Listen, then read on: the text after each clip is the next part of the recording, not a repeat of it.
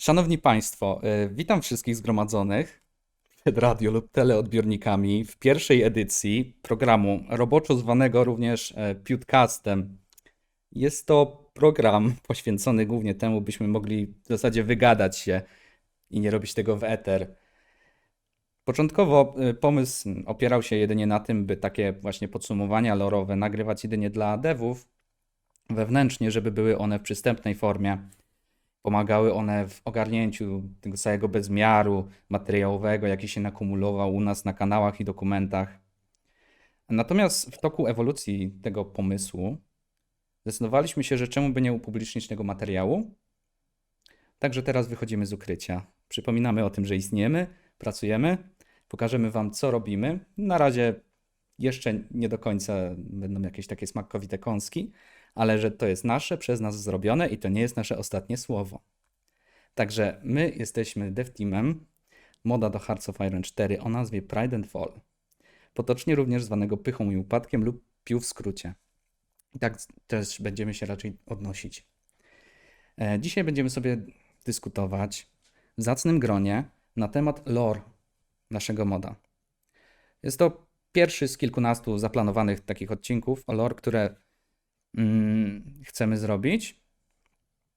Ja jestem Helder, jeden z głównych devów zajmujących się w zasadzie wszystkim po kolei, a razem ze mną są, możecie się przedstawić po kolei.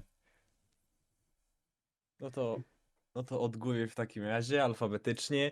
Jestem Szpieg, Sneaky Piki Spy na Discordzie. Ja jestem głównym devem świętokrzyskiego, dłubię trochę w Warszawie, w Podkarpaciu i ogólnych robótkach. W takim razie ja jestem Szternu, jestem na dzień nagrania lead-coderem i administruję regionem zachodniopomorskiego. Jestem Wyszyn, jestem komisarzem, czyli osobą, która pomaga w zarządzaniu tym naszym wspaniałym poletkiem. Oryginalnie zajmowałem się łódzkim, odziedziczyłem północne mazowieckie. Tak, i ogólnie teraz pracuję jak wszyscy nad projektami, na którymi się skupiamy, ale o tym później. Dzień dobry, ja jestem Jemben, na Discordzie również Jemben, w tej chwili przynajmniej. Jestem trzecim z tutaj obecnych komisarzy. Jestem też redaktorem naczelnym, a w wolnym czasie wojewodą kujawskim. Brawo, brawa dla Gorzowa.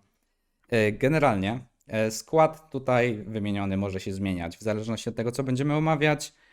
Może ktoś jeszcze przyjdzie do nas, by posłuchać lub zadać jakieś pytanie. Znaczy, posłuchać to w tym momencie może nie. Posłuchają sobie wszyscy, jak będzie gotowe. Ale po to robimy to, żeby byli w stanie się wszyscy zaznajomić z jak największą dawką informacji o tym, z czym ten mod się je. Bynajmniej z cebulką. Ale dobra, nie przedłużając dłużej, przejdę do tego na początku, o czym dzisiaj konkretnie chcemy porozmawiać. Mam tutaj wypisane kilka punktów, do których musimy się odnieść. Mam nadzieję, że nie przedłużymy za bardzo. Musimy zdążyć na debatę. Ważne. Tak, tematem głównym dzisiaj jest ogólne lore przed startem moda, w skrócie. Co się stało, że Polskę rozjebało? I jak to się stało? I co się dzieje ze światem przedstawionym i cały ten kontekst sytuacyjny. Ale najpierw zaczniemy sobie od takiego segmentu lekko historycznego dotyczącego samego developmentu.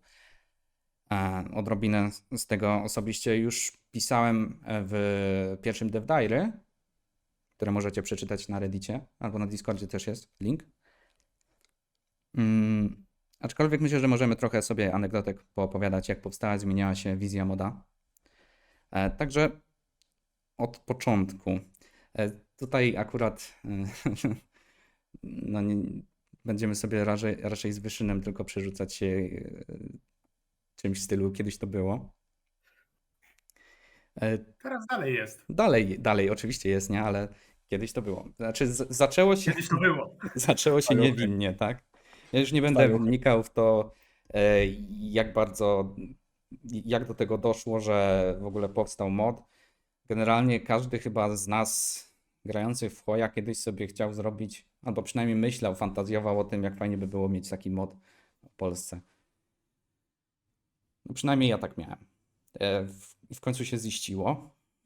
Jak powstał ten serwer, zaczęliśmy się gromadzić z pewnej grupki na Facebooku i to wynikło tak, że na początku był chaos. Na początku był chaos i w zasadzie nie było jakiejś takiej jednej wizji głównej, tylko istniała wielka burza mózgów. Wszyscy sobie się przerzucali pomysłami, co mogłoby być. Bardzo dużo z tego w tamtym czasie było zainspirowane TNO. Jak The bar- New Order Tak. mod, jakby ktoś nie wiedział. Jak bardzo nie lubimy się do tego przyznawać, to niestety tak było i bardzo dużo pomysłów pierwszych było na zasadzie ej, kto będzie polskim taboryskim, ej, kto będzie omskiem, kto będzie tym, kto będzie tym. No tak było. Takie najbardziej widoczne to chyba są komisariaty wzorowane na niemieckich RK, Moskowien i tak dalej, zarządach, administracjach obcych okupujących w postaci u nas eurokomisariatów. Tak, dokładnie. To też było wynikiem paru wizji, bo na początku zaczęło się tam od kilku mapek i w końcu jedna z tych mapek miała właśnie taką wizję z eurokomisariatami i na niej zaczęliśmy budować. W sensie no, budować, to ciężko powiedziane, bo było bardzo dużo ludzi, którzy mieli bardzo dużo pomysłów, rozbiegli się po tych wszystkich kanałach podzielonych na województwa i zaczęli rzucać tam turbo pomysły, bardzo dużo dziwnych czasami było i w zasadzie chyba jedna osoba wtedy próbowała z tego skleić jakąś faktycznie mapę. Tak, nie pamiętam, kto to dokładnie był, kto to sklejał. Wiem, że. Nie wiem, czy pamiętasz może? Nie pamiętam dokładnie, kto ostatecznie skleił. Nie wiem, czy nie Glamak, ale nie chcę. Nie, chyba to on. Tak, chyba on. Tak mi się wydaje. Albo pierwszy z regentów. Znaczy ten drugi z regentów. W sensie nie pierwszy. Nie Tylko pies? Nie wiem. Znaczy, on zajął się bardziej pomysłami. Aha. No. Więc też tam było bardzo dużo dyskusji na początku, jak w ogóle ma ten mod wyglądać. Jedno z pierwszych głosowań w ogóle na Discordzie to było, czy mod ma być post-apo, czy coś w tym stylu. I czy ma być po polsku? A to, czy ma być po polsku, to w ogóle jest fantastyczna kwestia, bo Wieczna wojna Tak. Dev Teamu z ludnością. wieczna wojna o spolszczenie. Oj, to jeszcze to będzie. Dobra, nie chcę teraz wnikać w ten temat, bo to jest dyskusja w ogóle na inny rodzaj tematu. Atmosfery. Tak, zbyt formalnie dzisiaj jest. No. Czy formalnie. No, Dzisiaj za- musimy ładnie wprowadzić to wszystko, Zaraz. zanim się wszystko posypie. Zaraz przestanie być formalnie. Już się chwieje. Tak. Pierwszy z takich województw w ogóle, które bardzo szło do przodu, no to było łódzkie, nie? Tam było bardzo dużo takich pomysłów. Chcesz coś powiedzieć? Mniej więcej jak się kształtowała ta wizja? No, po prostu każdy rzucał pomysł o ścianę i zobaczyliśmy, co się przylepiało. Wizję, którą zobaczycie, ona pierwotna wizja zaginęła i teraz powoli się odradza i niedługo ją zobaczycie po wypuszczeniu najnowszej wersji. No Znaczy- więc tak, ktoś tam wspomniał o Ja mogę nawet pokazać przebitkę przebitkę z moda ewentualnie. Tak, no to by wyglądało. Czekaj. Ktoś tam powiedział, no Widzew musi być, O, jest. musi być też. No łódzkie cierpiało przez to, że jakby na początku baliśmy się własnej ambicji, byliśmy za mało ambitni, a za bardzo pomysłowi, przez co niektóre frakcje musiały być dość mocno ściśnięte. Stąd na przykład, no wiedzieliśmy, że musi być frakcja widewska, żydowska i lewicowa. I tak powstała żydowska, widzewska frakcja lewicowa. Znaczy, generalnie tak. Znaczy, wiesz, do Łodzi jeszcze będziemy robić No, pewnie więc- osobny segment, nie? Więc tam to sobie Może na tyle rozkminimy. wystarczy. No, w skrócie powiedzieć, że doszło do wielkiego ograniczenia frakcji, takiego spłaszczenia, aż w końcu w najnowszej wersji to ujrzy światło dzienne i wszystkie pomysły, które kiedyś wymyśliliśmy, w tej lub innej formie znajdą swoje odbicie. Tak, tak, więc powracamy trochę do korzeni. Zapełnianie mapy nie było dosyć proste, bo oprócz samego wymyślenia państwa, no to wiadomo, wymyślić Rzeczpospolitą mojej super wsi to jest łatwo, tak? Ale mieć koncept na nią, lidera, który będzie w ten koncept się wpisywał i nie będzie to na zasadzie, patrzcie, mój burmistrz jest skorumpowany. On jest naprawdę tak, bardzo jakby- unikalnie skorumpowany, że, cytując ostatniego klasyka. E, No to faktycznie to musiało się trzymać jakiegoś konceptu. No i przez to sporo rzeczy było już na etapie planowania takich chwiejnych. Znaczy, nie wiem, czy wspominać o tym słynnym odrzucie z Gdańska. Ten pierwszy słynny AI. Może jeszcze nie. Pewnej osoby. A Nie, nie, nie bo to by tej było osoby. całe wprowadzenie. Nie, Nie, to pewnego dawno było. lidera gdańskiego, nie? Nie, to było na początku, na samiutkim początku. To jeszcze o nalotach bombowych nikt nie myślał wtedy, żeby się bronić przed Luftwaffe w Gdańsku. Więc no, było trochę łaki pomysłów, które musieliśmy odrzucać. Koniec końców ja większość wgrywałem potem na mapę, no to musiałem już na czymś bazować. Jedynego województwa, którego nie wgrywałem, to było lubelskie, ale lubelskie Na nie przyszedł czas. No. miało swoją specyfikę. Więc od w zasadzie początku do dema, do wydania dema kształtowała się ta mapa w swoim pierwotnym założeniu. No i na demo chcieliśmy łódzkie, czy głosowanie było też oczywiście, ale Jacy wszyscy... byli inni kandydaci, pamiętasz? Nie wiem, czy nie Mazowsze było. Było Mazowsze Wysokie. na pewno, ale jeszcze ze dwa chyba były. Znaczy, Lubelski. było Olsztyn, bardzo, no, było bardzo, nie. było bardzo dużo, bo to No, były chyba wszystkie. Tylko Wydaje mi się, że finałową była jakaś finałowa trójka takich najlepszych. nie wiem właśnie, czy nie Mazowsze i Śląsk. Albo podkarpackie. Nie wiem, w tym momencie sobie nie przypomnę, to gdzieś jest przypięte na kanale którymś. Znaczy przypięte, jest na samej górze. Chyba w ogłoszeniach, ale nie będę teraz tego sprawdzał. No, Szukam, najwyżej się wróci. okej, dobra. No, ale Ja tylko pamiętam, co było ostatnio. tak, wszyscy zagłosowali na Łódź, no to Łódź it is. No ale wtedy już był jakiś taki koncept, że tak, PiS rządził, w skrócie rozjebało się, była interwencja niemiecka i no w takim szkielecie próbowaliśmy to wszystko osadzać. Mimo że samo lore ewoluowało i w sumie nadal ewoluuje, powiedzmy. Ale Warto jeżeli chodzi o wspomnieć, mapę, że serwer powstał w 2021 roku, a więc przed wyborami parlamentarnymi w 2023, w takim okresie no, późnego PiSu. tak. Jakby- No parę takich no PiS potrzebowaliśmy na potrzeby narracji, siedzieliśmy głęboko w takiej absurdzie, no ale na przykład parę rzeczy przewidzieliśmy. Potrzebowaliśmy do narracji Trumpa i jest Trump. Jest, Się wyczarował. jest się wyczarował. Ale tak, Przepraszamy, to nasza wina. do punktów takich, co się tam działo, to jeszcze przejdziemy.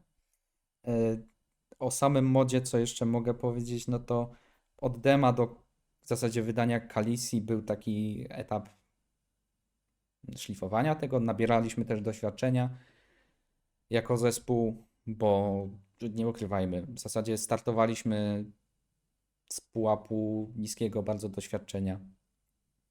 Bo niewielu z nas w ogóle miało do czynienia z modowaniem Hoya, ale wydaje mi się, że wybrnęliśmy z tego jakoś i jak ten zespół, który startował, dał radę wykrzesać z tego moda faktycznie coś grywalnego, to jest to naprawdę postęp. No, a potem po Khaleesi, czyli w zasadzie od zeszłego roku, nastąpił taki też trochę przełomowy moment w tym, jak się kształtował nasz mod. I właśnie wy tego nie widzicie jeszcze na Steamowej wersji, ale tutaj macie przebitkę z nowej mapy. Ta nowa mapa też już jest, też już była zatizowana na kanale którymś wcześniej, no, na teaserach, a gdzieżby inaczej. I ostatnio też lubelskie wleciało z DevDiary, więc tutaj nic nie jest nowego, ale tak, warto pokazać, że to jest w grze, to się dzieje. Co po tej Khaleesi się zaczęło dziać? No to doszliśmy do takiego wniosku, że znaczy to nie było też takie wspólne objawienie. Ja generalnie na pewno byłem fanem bałkanizacji i zacząłem sobie dłubać, a może tutaj dodać jakieś plemię, może to jakoś tak zdynamizować, jakieś to moje województwo. Ja się tam generalnie zajmowałem Zagłębiem, Górnym Śląskiem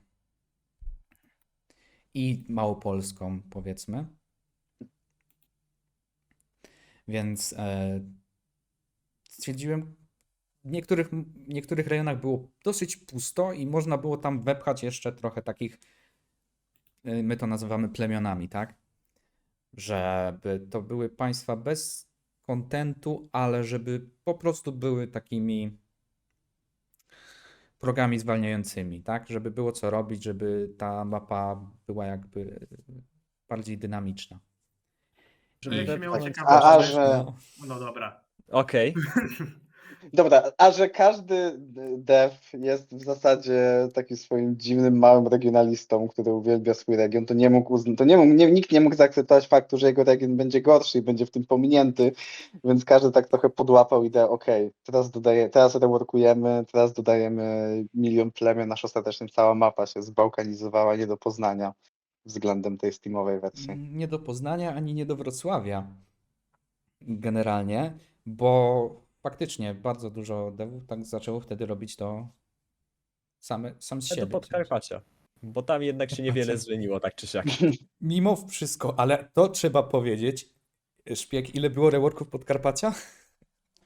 Jezus, Podkarpacia. Nie wiem Podlaskiego powiedzieć, ale Podkarpacia tak. A. Podkarpacia to reworków było 8,5? No mniej więcej, w trakcie jest kolejny, ale taki mały, Teoretycznie w trakcie jest malutki jakiś taki, nie wiadomo, tam nie będzie... Kilka zmian, ale tak czy siak to policzymy Usuwamy jako sama, pełny tak. rework, bo jest wtedy śmieszniej. Tak, no bo warto liczyć. Tak, Podlasie, o dziwo, faktycznie odkąd idea plemion w ogóle na początku była tylko ograniczona do Podlasia. I to jest bardzo śmieszne. Gdzie dalej jest? Tak, w kodzie dalej to jest Podlasie Tribe. Jako to taki easter egg. Więc tam to się zaczęło i to było w zasadzie taką specyfiką regionu, a ostatecznie się rozlało to na wszystkie inne.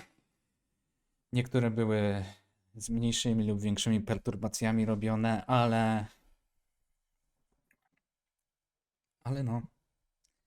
no chyba tylko w sumie Świętokrzyskie właśnie Świętokrzyskie obecnie nie ma plemion. ma tą swoją specyfikę też, tak? Bo Świętokrzyskie jest specyficzne. Mhm. No, bałkanizacja łódzkiego to na przykład po prostu powrót do korzeni. Jakby, Prawda? ej, pamiętasz tą starą wizję łódzkiego? No, a teraz robimy masę małych gówien, więc jak masz Przepraszam. Hmm. Więc jak masz jakiś pomysł na coś małego, ale klimatycznego, to zapraszam i voilà. No, na przykład Łowicz. No nie, tylko nie Może łowi. nie Łowicz. E, It's name. Odepchniemy, Lepszy ketchup. tak, odrzucimy sobie część oglądających tutaj do nas, ale nie lubimy Łowicza. Jesteśmy największymi hejterami Łowicza. Nie mam nic do Łowicza, tylko po prostu to fanbase. Ale, No i ale Ja nie do Łowicza, mam coś do Łowiczan. to nawet nie jest kwestia samego Łowicza, tylko po prostu to jest śmieszne, że gdybym dostawał złotówkę za każdy raz, kiedy ktoś przychodzi i chce dodawać kogoś lokalnego do Łowicza, to miałbym chyba już 3 złote. No, no. Co nie jest jest jakoś jakaś dużo, śmieszne. ale to jest śmieszne, że wydarzyło się kurwa aż 3 razy. Więc, no. I Świętokrzyskie ma taką specyfikę, że proces bałkanizacji innych województw da się zobaczyć w czasie rzeczywistym podczas gry. Gdzie z 3 frakcji robi się 6 czy 7. Ileś na pewno. Mhm. To się wszystkie eurokomowe to się rozpadają. No dobra, tam są kropki wcześniej, świętokrzyskie nie istnieją wcześniej w ogóle. To się nie liczy. Dobrze, masz Świętokrzyskie dobrze, jest specjalne. masz najwyjątkowszy region na świecie. Tak, naprawdę. dokładnie. No to jest prawda, Nie bo liczmy 4 innych województw. znaczy, ale tu nie masz eurokomisariatów, tu masz prokuraturę. Ziobro komisariat. Komisariat, Zero no. komisariat, tak. A co do eurokomisariatów, to one też przeszły pewną drogę, gdyż na początku no to były 2 wielkie bloby i nara. Monolity. Tak. No. Nie jest to nadal na wersji streamowej? I były fioletowe. Południowy był fioletowy. Jeden był fioletowy. Oj. Okej. Nie wiem, Zdecydowaliśmy czy się, jest. czy to ma być ujednolicone kolorowo, czy no. Na razie jest. Na razie tak. Ewentualnie potem się tego Szlezjena zmieni. Po rozpadzie. Mhm. No. Ale tak, zdecydowaliśmy w pewnym momencie, że no fajnie będzie to zdynamizować, żeby pokazać, że to nie jest dobrze funkcjonujące państwo. Że to jednak jest zlepka kilkunastu wręcz organizmów państwowych robionych prowizorycznie na terenach Polski i w zasadzie jest to chaotyczne. No i też dla klarowności dla gracza, który jak będzie chciał wybierać te państwa, Tak, nie chce zagrać, żeby nie musiał na przykład wybierać Tuska, żeby zagrać 5 różnymi. tak. I to też wiąże się z tym, że niektóre z frakcji teraz startują od początku na swoich tych Kryjówkach. Zadupie. schowkach pod miotłą. Na No miotły, to kurwa. takie trochę jakbyśmy, no mają co prawda ziemię, no ale to są tacy w sumie adventurersi z CK3.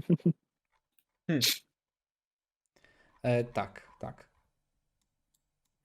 Więc no nie wiem, czy ktoś chce dodać jeszcze coś o przeobrażeniach moda, bo jak nie, to myślę, że możemy przejść do... Raczej możemy chyba powiedzieć takie główne teraz założenie, do czego obecnie pracujemy, tak mi się wydaje. Okej. Możemy też powiedzieć o tym, jakie wersje No. były wcześniej. I jak do nich w ogóle doszło. Rozwiń, w sensie wersja. Wersje. No jednak jesteśmy już na głównej wersji, powiedzmy 4, bo było demo, było Bractwo, był Wiech, była Kalisja. Można powiedzieć, że 4,5 przez leak, ale leak. Znaczy, tak. Znaczy, to myślę, że musielibyśmy zagłębiać się bardziej w to, co te zmiany, te patche dodawały, nie? Ale no bo wszyscy wiemy chyba, jak to szło, co było dodawane. Na początku było demo łódzkie. Potem stwierdziliśmy, że dobra, no to dokończymy jedną z frakcji. Padło na Bractwo, bo było najbardziej rozwinięte. Przez I- samą rozwiniętość, także Wiech był na tyle rozwinięty, że dało się z tego ukręcić content. A, to prawda, tak. Bo pewnego razu przyśniło mi się po prostu drzewko wiecha. Tak, pozdrawiamy tak, pana, jest pozdrawiamy pana Wiecha, tak w ogóle, jeśli nas Pana pan Jakuba ogląda. Wiecha, dziennikarza. O tak, tak. Bo on pozdrowił nas na wizji, to nie możemy być gorzej. Oczywiście. Dokładnie. Wiech od początku miał być rebelią wobec Bractwa Węgla. Krucjata atomowa jakby, no to się pisze samo, a potem urósł. Dokładnie. Na początku miał być takim tylko eventowym boogeymanem. Nawet nie miał być rebelią. Potem dopiero ta rebelia została dodana. No. No i tak to wyszło. W ogóle Atomowa Krucjata to dość przemilczany update. No, Odnoszę tego Tak, wrażenia. pewnie dlatego, że dlatego dodaliśmy mini Tuskątka, żeby nie trzeba było grać dużym Tuskiem. To tak samo ludzie pewnie chcieli grać dużym bractwem, żeby potem grać Wiechem. no ale no za swoją jakby ideą Wiech trochę brzmi czasami jak taka przybudówka trochę, co nie do bractwa, albo No taki tak. delcek do bractwa. No bo w sumie nim Expansion, On tak? nim po jest. prostu. W pewnym sensie. Tak, No tak. tak. Mhm. Ale akurat robienie Wiecha było kontentu dla Krucjaty przyjemne. Takie jakieś. Znaczy, nie mówię, No, mnie tam się, to- tak, mnie się chyba najbardziej podobało, jak spędziłem chyba 2 dni na rozpisywanie sobie złóż uranu potencjalnych i tej mechaniki. Za całą tablicę tam na Whimsicalu zarysowałem, żeby ile ton z tego złoża, ile ton z tego, ile ton z eksportu i tak dalej, z importu, przepraszam. Tak. Jechałem pociągiem na Nowy Rok znaczy na Sylwestra i redagowałem tylko eventy ostatnie, żebyśmy się wyrobili jakkolwiek. No tak, to zawsze patche były robione, wypuszczane trochę tak. Na ostatnią chwilę, na szybko. No, tak, tak. Ale dobra. Wydaje mi się, że główne pytanie, jakie ludzie mają, to jest pytanie, gdzie jest nasz update? Co się Jest dzieje? Mencen. A, update. No, słuchajcie, jest- mam. Gdzie jest Ja Mencen? to Gdzie A, jest to jest- Mencen? Corwin Będzie. dead. Mencen Toruń. Także, co z update'em? To jest bardzo dobre pytanie, towarzyszu. Co my mamy teraz powiedzieć? No, oprócz tego, że Gotujemy. pracujemy, staramy się jak najbardziej, ale no te rzeczy, no to one, żeby to było dobrze zrobione, no to jednak trzeba nad tym posiedzieć, to trzeba doszlifować tak do granic, no wręcz perfekcji, a ja, że jestem perfekcjonistą, no to mam problem z tym, że za dużo czasu spędzam nad niekiedy pierdołami, ale zawsze chcę, żeby to było jak najlepiej. Jest zrobić lepiej niż lepiej jest zrobić gorzej. Tak, w dodatku no sobie powiedzmy szczerze, my nie pracujemy teraz po prostu nad kolejną Kalisją, my pracujemy nad Prawdę czymś mówiąc, więcej. Nie wiem jak dużo mogę powiedzieć teraz, nie wiem jak dużo mogę powiedzieć, no ale no troszeczkę więcej niż taką Znaczy, Kalisję. wszyscy wiemy, wszyscy wiedzą, że pracujemy nad tym mitycznym 1.0, tak? ja nie wiem. Więc czym to 1.0 jest? No to chyba, że możemy powiedzieć teraz. Mniej Nie więcej. możemy. Chyba, że nie mówię, żeby każdy myśli, że wiesz, każdy sobie mógł dopasować swoją idealną wersję. Tak, tylko Ale to- tajemniczo. 1-0 jest, słuchaczu, 1-0 to jest akurat to tym, są co wszystkie ty frakcje, chcesz, wszystko. tym, co ty chcesz konkretnie. Tak, every 1.0 is personalized. Znaczy, nie mówię, że będziemy wymieniać tutaj, które frakcje, tak? Ale tak ogólnikowo chyba możemy mniej więcej zarysować, bo też potem ludzie mogą być zawiedzeni. I tak będą, ale lepiej to, Znaczy,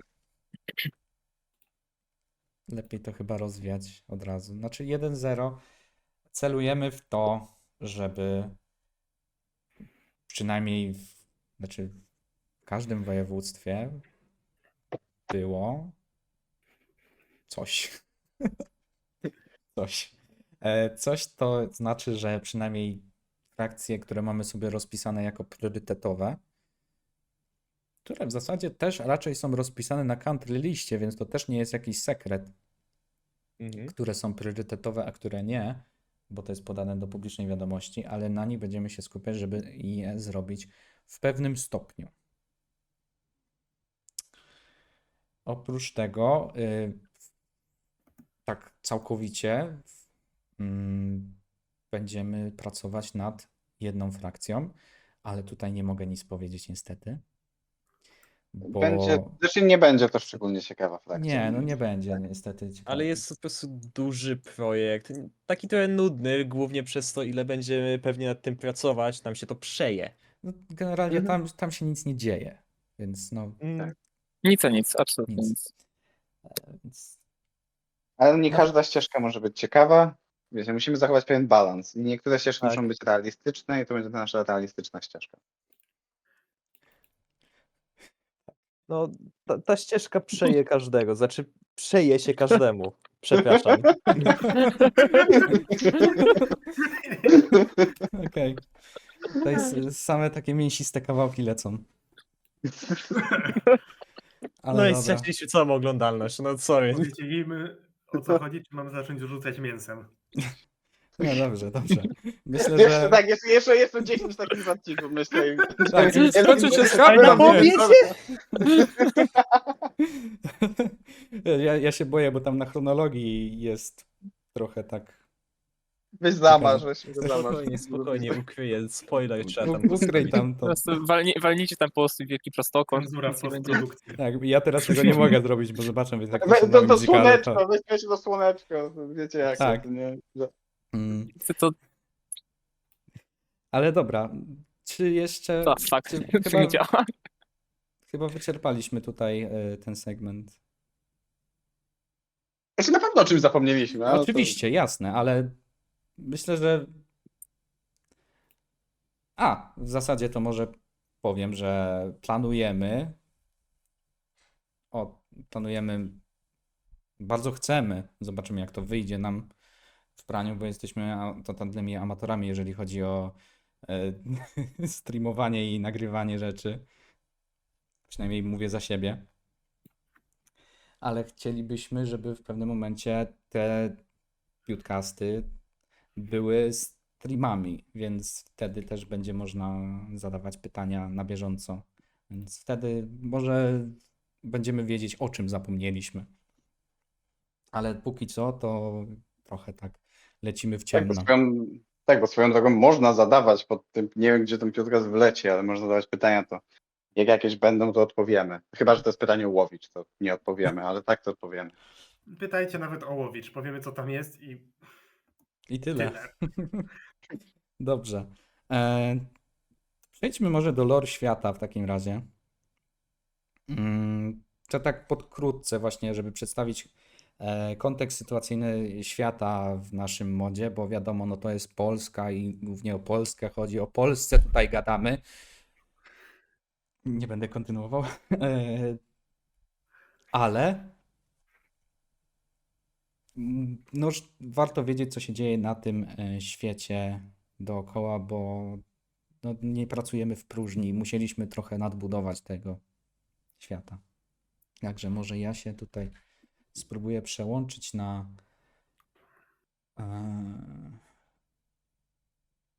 moment, gdzie to jest? Tutaj jest. Spróbuję się przełączyć na Whimsicala, bo mamy tutaj bardzo dużo map myśli i jest wszystko rozpisane. Czy ja mogę na to Czekaj, przybliżyć? Jeszcze cenzura. Nie, jeszcze cenzura nie działa, czekaj. To ja przybliżam na to niżej. Okay? To nie istnieje, tego nie ma. Tak najprościej, bo nie chcę działać funkcja ukryj, Wiecie, że to jest więc i tak jest nagranie, więc można to zedytować potem. W razie czego. to jest w sumie racja, to będzie chyba prostsze. Dobra, ale mniejsza. Zacznijmy może od Unii Europejskiej, tak? Bo ta Unia jednak stanowi gwóźdź programu. Tak? No Od ciężko tego- zdobyć eurokomy bez euro. No Tak. to. Dokładnie. Więc tutaj chyba tutaj nie mamy jeszcze Unii Europejskiej za Bez bardzo komy. rozpisanej. Tego zespołu. Tak, komy. Więc będziemy musieli tutaj improwizować z głowy, bo nie mamy tutaj zapisanego nic. Ale To może oddam wam głos i ja się napiję wody w tym czasie.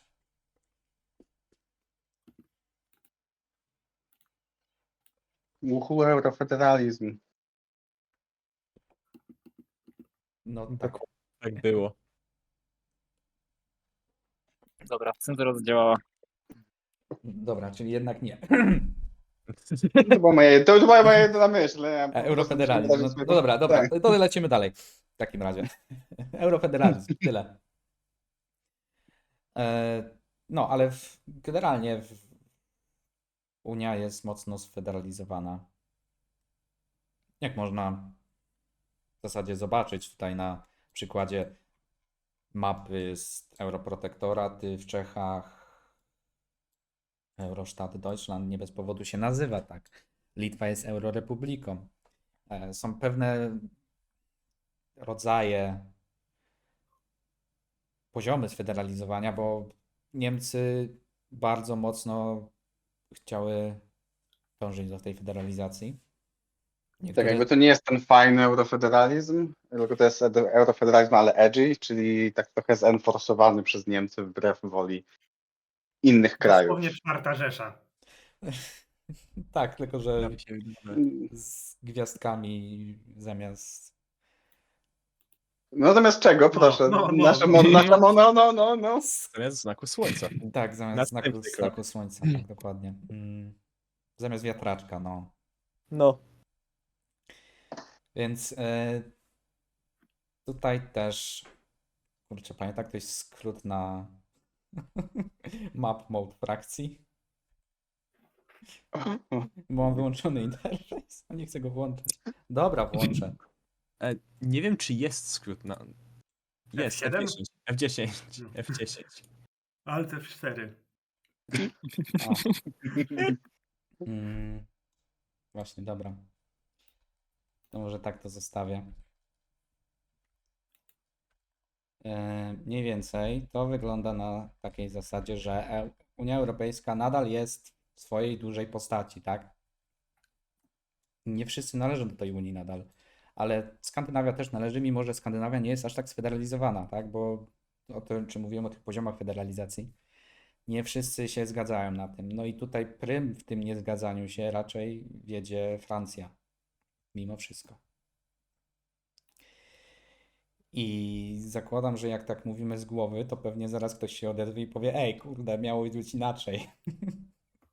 Ale więc jak coś będę bredził, to mnie poprawcie. No nie, no ale to Francja, miało być inaczej, ty zawsze raczej prawdę wcześniej, mówisz. tak, raczej Brytania jest opozycją poza Unii, Francja jest opozycją z Unii. Nie aż tak bardzo na początku. Polska Nie jest aż tak bardzo opozycją, na która początku. się rozjebała. Polska jest, tak, a Włochy nie wiem czemu nie są opozycją. Włochy nie są Włochy opozycją? na razie nie są w opozycji. No tak, bo realistycznie. No dobra, no ale generalnie, bo Francja na początku jest na tyle blisko z tymi Niemcami, żeby również z nimi najechać na Polskę. Oni tam również mają swoje jednostki. Tak. Tylko że potem no ta inwazja, jak będziemy potem dopiero opisywać, to no nie poszła najlepiej zgodnie z oczekiwaniami, bo zamiast jednej Eurorepubliki Polskiej mamy na chwilę obecną 250 albo może i więcej gównorepublik. I dlatego nastroje coraz bardziej antyunijne w tej Francji zaczynają narastać. Będziemy mieli wybory prezydenckie, w wyniku których każda opcja przestaje się lubić z Niemcami i powstaje wewnętrzny kryzys wewnątrz Unii. Tak. To jest też pewnego rodzaju po prostu, jakby to określić. Także przegięła się pała w końcu w pewnym momencie, bo do momentu rozpoczęcia gry, tak, momentu startu moda, Francuzom się to nie podoba, tak, ale głosują za, ale się nie cieszą, jak robi. Więc to na takiej zasadzie można to podsumować. Podobnie zresztą właśnie wydawało mi się, że Włosi byli na tym samym trochę stanowisku, że też za bardzo im się to nie podobało, ale nie robili niczego takiego drastycznego, bo czy pewnie Znaczy, oni czekali też tam na Francuzów, nie? Tak, znaczy oni też są bardziej trochę odseparowani od tego wszystkiego, no bo wiesz, jakby Włosi i tak dalej nie uczestniczyli w tych wszystkich akcjach. Więc oni nie są aż tak involved, są bardziej w swoim poletku, bardziej z południem, to nie jest aż tak sfederalizowane. Tak. Dlatego Mm. też raczej Włochów nie mamy w modzie nawet jako takie państewko, więc raczej się tym nie zajmowaliśmy aż tak. No ale Ani tam, frakcji włoskich poza Aha. Kalifią. dokładnie, jest Galicja, tak, ale to tacy Włosi, że No jest Watykan. No. Watykan, ale Watykan nie jest w Unii. Nie wiem, jak się Eurofederalizm pociągnie, Tak, Święte Cesarstwo Rzymskie musi Mhm. mieć Rzym. Eurokomisariat Watykan. Więc do tego, dlaczego Czechy wyglądają tak, jak wyglądają, też jeszcze dojdziemy. I mniejsze państewka właśnie jak Litwa pod wpływem niemieckim zaczęły się powoli eurofederalizować i już są bardzo bardzo zintegrowane. Sfederalizowane, tak. Nie chciałem Eee. powtarzać tego. No wiem. No dobra, no są coraz bardziej po prostu marionetką Mhm. Brukseli albo Berlina, zależy jak woli się. No bo liczą na ochronę przed Rosją. Tak, tak. Żeby tak może w takim razie bardzo gładko przejść, no to może o tej Rosji właśnie pogadamy. I nie tylko Ja bym Rosji. zaczął jednak od Ukrainy. Dobrze, ale to jest No bo ono skrót skopiowane. myślowy. Rosja, Białoruś i Ukraina będą jednym tematem teraz, nie? No Mhm. to Jeśli jest coś, Znaczy- czego nie lubimy bardziej od Łowicza, to jest to Rosja, więc Rosja przegrywa na każdym froncie. 100 śmierci burmistrza Łowicza.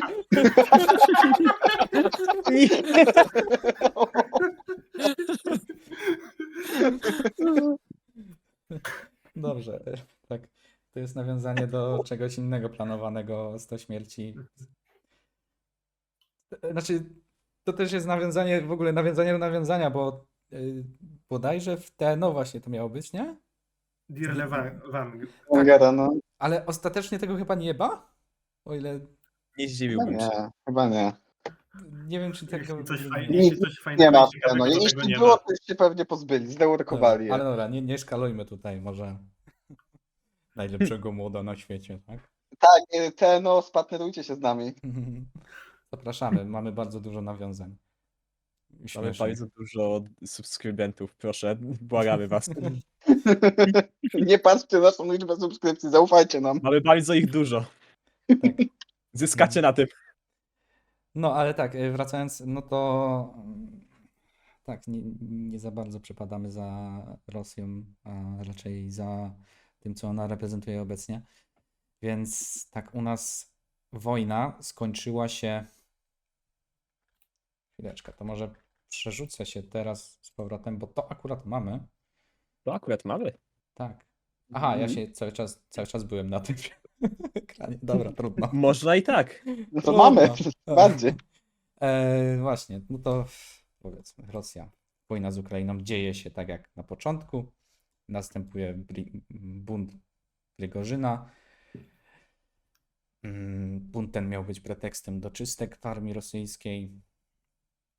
Prigorzyn ugadał się, że pojedzie na Moskwę i zobaczy, kto do niego dołączy.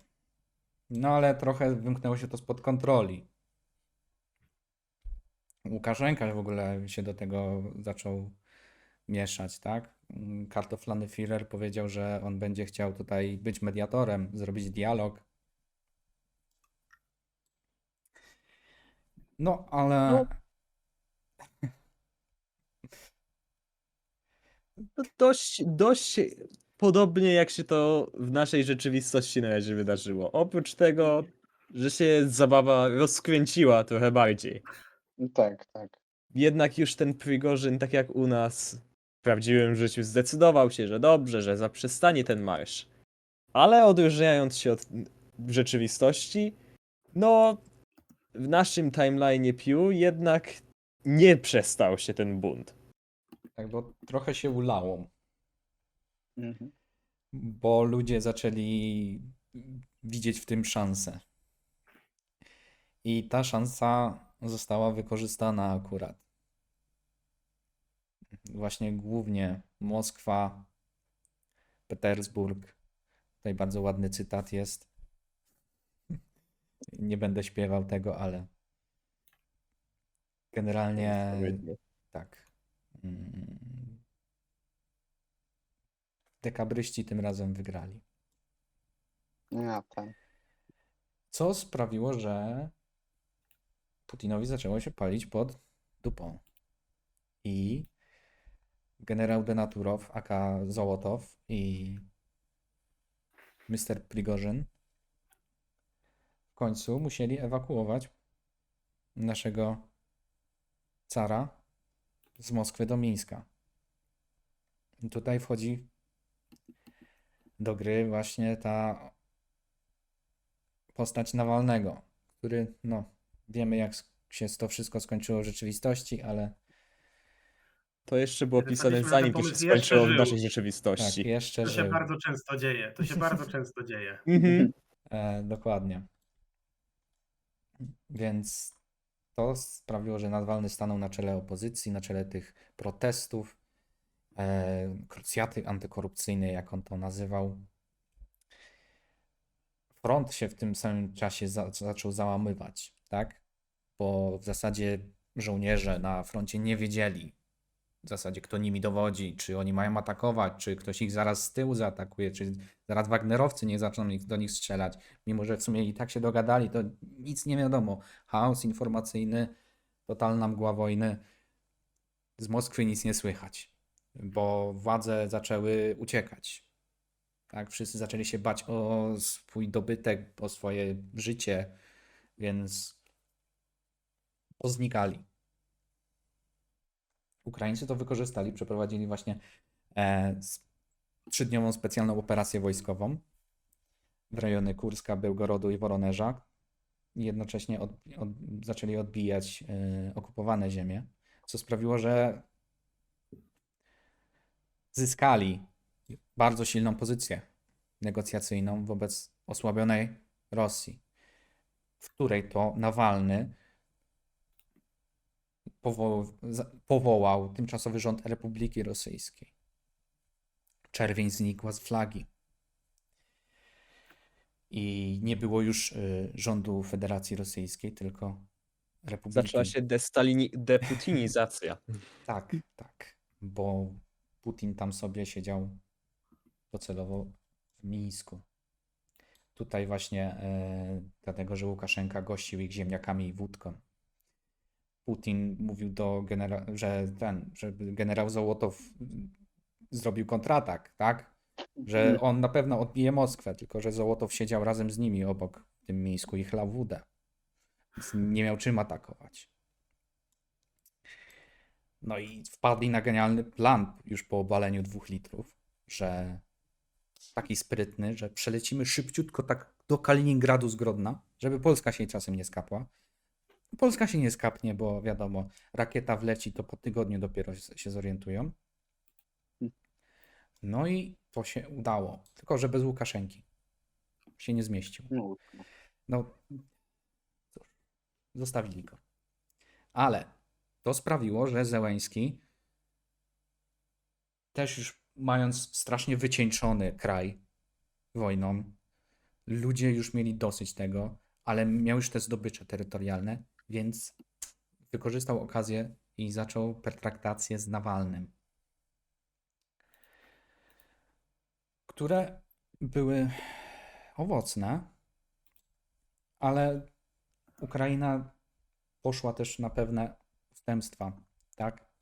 Głównym z nich było to, że Rosja zachowała jednak Krym, gdyż... Jednak. Co jednak? No tak, jednak. Tak tu jest. Jednak. Jednak tak tu jest Jednak. napisane. Jednak Donbas i Ługańsk się to mówi, wydaje mi się. Tak, Co Zimbabwe i trafiły Uganda. do Ukrainy. Tak, dokładnie. Trafiły jednak do Ukrainy. Tak. Warto wspomnieć, że oryginalnie Ukraina albo miała być bardzo osłabiona bez tych separatystycznych republik i chyba nawet pod butem Rosji, ale to było zanim, no powtarzam, 21 rok, zanim Rosja zdecydowała, że wojna i wtedy powiedzieliśmy, nie no, trochę tak głupio.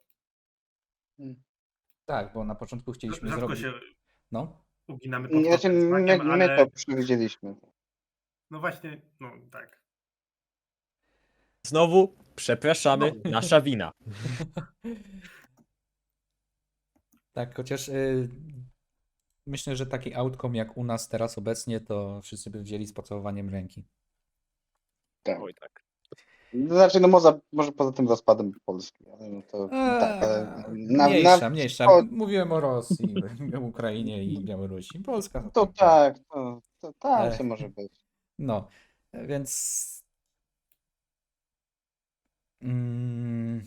Krym jednak został rosyjski. Do czego miałem nawiązać? Miałem nawiązać do tego, że do tej pierwotnej wersji Ukrainy. Tak. I tyle. Znaczy, Tak. rozwijając. Na początku też miała być jakaś propozycja w pewnym momencie, że to się stanie dosłownie konfederacja jakichś tam wataszków, że to podzieli los Polski. I chcieliśmy z tego zrobić też rozpad Ukrainy. Idąc śladem naszego zaprzyjaźnionego młoda Fajrow Poltawa, którego serdecznie pozdrawiamy. Pozdrawiamy. Cześć. Tak, ci akurat się do nas przyznają. Więc Więc tak, ale koniec końców stwierdziliśmy, że no dobra, Ukraina silna. Straciliśmy przez to jednego dewa. oj, Ale, Kreatywy cywilne na nie na przyszłość. dzisiaj, to nie na dzisiaj historia. ale cóż, nie narzekamy, to była dosyć sprawiedliwa wymiana. Ale Nawalny miał swoje własne problemy. Oprócz tego, że problemy wewnątrz kraju, no to jeszcze chciał dorwać Putina. No to pisze SMS-a do Łukaszenki: oddawaj Putina. A on mówi, że nie mam twojego Putina. No i ten mu nie wierzy, tak? Bo przecież widzieli, jak grają w Macao, no okej. TikToku było. Opisy nie są zbytnio profesjonalne, jak widać, ale przekazują mniej więcej vibe tego, co chcemy powiedzieć. Dokładnie. No, ale One są to... bardzo profesjonalne. Tak, dokładnie. Tylko że Nawalny stwierdza, że to tak nie może być. No, on chce tego Putina. No i wkurzył się na Białoruś, która się stała takim bastionem jedynej Rosji, whatever, gdzie uciekali wszyscy najważniejsi. No i rozwiązania mogło być tylko jedno: wojna. Tylko że w przeciwieństwie do Ukrainy siły zbrojne Bulbaszenki naprawdę wytrzymały maks tydzień. No i Nawalny w zasadzie zrobił to, czego nie zrobił Putin. A można by się było tego po nim spodziewać. Wcielił Białoruś do Republiki Rosyjskiej pod pretekstem przeprowadzenia tam właśnie tej polityki antykorupcyjnej wersji drugiej. Z obietnicą, że tak, że dostaniecie tam rząd, jak już posprzątamy ten burdel cały. Ale Łukaszenka, szczwany Ale ile lis, to zajmie? no, na pewno więcej niż do 2027. Ale Łukaszenka szczwany lis, bo on nie dał się tak łatwo. I uciekł. Wszyscy wiemy, gdzie uciekł. Kiedy oni obstawili wszystkie wyjścia, on wyszedł wejściem. No, Dokładnie. Do Hajnówki, a tam to już z górki. Bo akurat to się zbiegło w czasie z upadkiem. I tam nikt go nie szukał. i mógł sobie zrobić to, co teraz widać w zasadzie na mapie jako Belarusian State. No i jest, tak? Co prawda będziemy jeszcze musieli wymyślić powód, dla którego Nawalny tam dalej nie wjechał, ale Nie chce mu się. spokojnie, jeszcze coś Tak, on wymyślimy. bardzo szanuje Polskę oczywiście. Polską integralność terytorialną. W przeciwieństwie do Putina, który sobie kawałek tortu chciał ukroić. To też możemy o Tak. tym wspomnieć mniej więcej teraz, żeby do tego już nie wracać. Zanim jeszcze wspomnimy o tym, żeby do tego to nie wracać, to wspomnijmy o tym, żeby nie wracać do tego, że wbrew być może pewnym narracjom, które chciałyby widzieć w każdym antyputiniście kogoś dobrego, no my zrobiliśmy z Nawalnego nacjonalistycznego dyktatora. Czyli no, przedstawiliśmy takie poglądy, jakie miał, zanim wszedł do mainstreamu, że tak powiem. I wzmocnić jeszcze nasz przekaz, jeden z wielu naszego moda, że Rosja bad. Tak, I że nawet dobra opcja w Rosji jest mocno nieidealna. To jest jeden z No. głównych motywów Pew, przypominam. dokładnie. Tak, więc jakby mamy wojnę w Rosji, gdzie wszystko, co się dzieje, jest w zasadzie złe. Będziemy mieli wojnę domową w małej Rosji, gdzie też wszystko, co się stanie, będzie złe. Generalnie Rosja nie ma przed sobą dobrych czasów, nieważne kto będzie nią rządził, a trochę tam opcji będzie. To już był spoiler Tak. lekki. To był już lekki spoiler. To był lekki spoiler, dokładnie. Mm. Widzicie, takie się smaczki roz- będziecie mogli obejrzeć w naszym odcinku. Dobra, to kurde. Się Teraz roz- przyszłych podcastów też nie będę spoilował. Nie mogę Rozbestwiliśmy poważnie się. reklamować. No, dobra, to czy coś mamy jeszcze na ten temat Rosji, Ukrainy, Białorusi do dodania? Nie, tam chyba już większość jest, mi się wydaje. No, resztę będziecie mogli zobaczyć w trakcie rozgrywki, co się tam może dziać. Wiadomo, to nie będzie za bardzo dynamiczne, po prostu będą się zmieniały kolorki i będą eventy na ten temat. Interakcja, tak, interakcja, nie integracja. Interakcja tych państw ościennych z Polską będzie, aczkolwiek zależne od frakcji. Też mamy na to plany, żeby nie zostawić tego wschodu tak bez żadnego wpływu na Polskę. Dobra, to jeszcze szybko teraz USA. W takim Okej, razie. soгласен, w sumie ościenne, starczy nam czas na ościenne, w ogóle o Polsce nie zdążymy powiedzieć. Dobrze, to ościenne to tylko, wiesz, minuta. Mhm. USA też bardzo szybko będzie, bo to co tu jest? Przewidzieliśmy No, wszystko. Tak, prawie wszystko.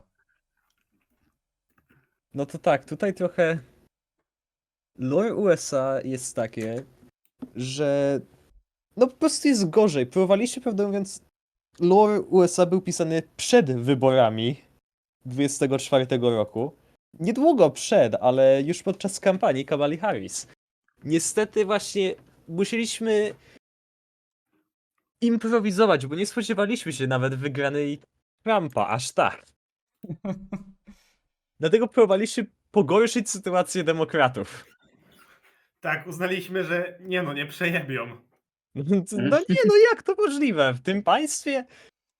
Tak, potrzebowaliśmy Trump już powodu. przegrał, przecież nie może wygrać. Za kogo on się ma? Za Clevelanda? Tak, nie, ale naprawdę mieliśmy takie dziwne sytuacje, że potrzebowaliśmy uzasadnienia, czemu Stany sobie siedzą na Bornholmie, co one takiego, czemu one miałyby coś przejąć od Danii? Po czym Grenadia. Nie. Co jest Grenland? Nieważne. Potem. To na kiedy indziej. Siądziemy kiedyś jeszcze raz do tego i to rozmawiamy jakoś. Ale tak, więc żeby pogorszyć sytuację demokratów, podczas COVID-a, jak wydarzyło się to w rzeczywistości, Joe Biden zachorował gdzieś koło sierpnia 2022 roku. Lipca. Jednak... To czemu to jest sierpień napisane? Lipiec. Ale tu jest COVID, to jest COVID lipiec. Tak, ale okej, Mi- nieważne. miesiąc chorował.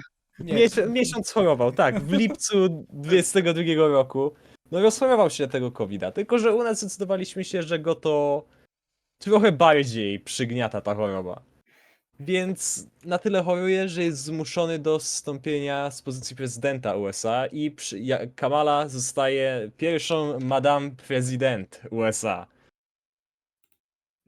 Więc, jako że przynajmniej nasza idea tego, jak Kamala by się zachowała jako prezydent, ograniczone są niektóre inwestycje, niektóre są zawyżone. Na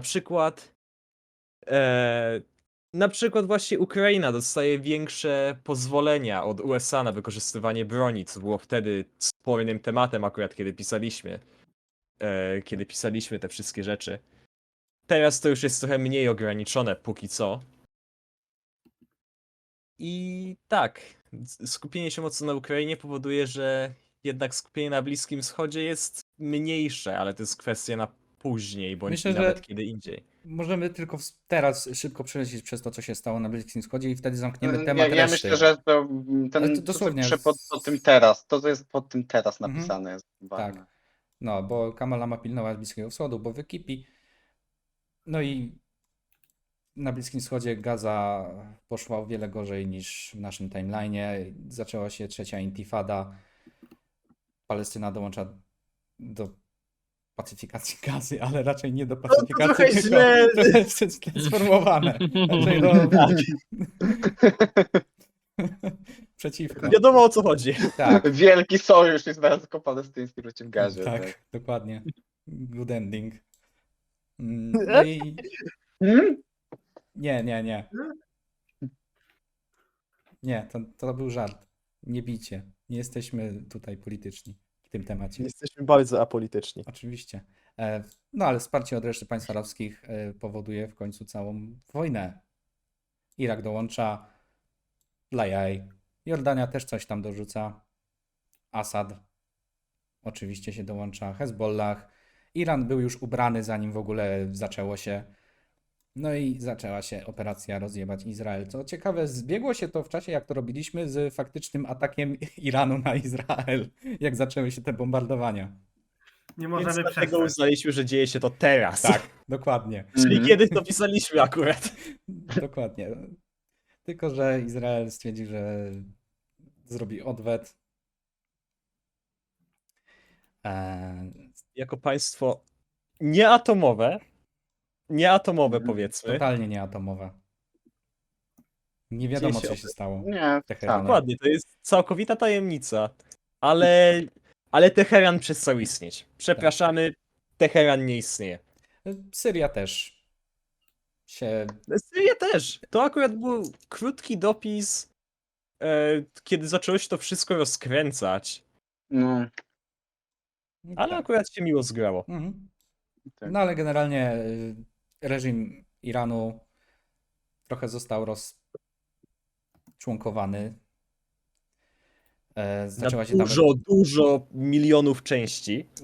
rozpoczęła się tam rewolucja i tak, rewolucja przeciwko bezgłowemu rządowi.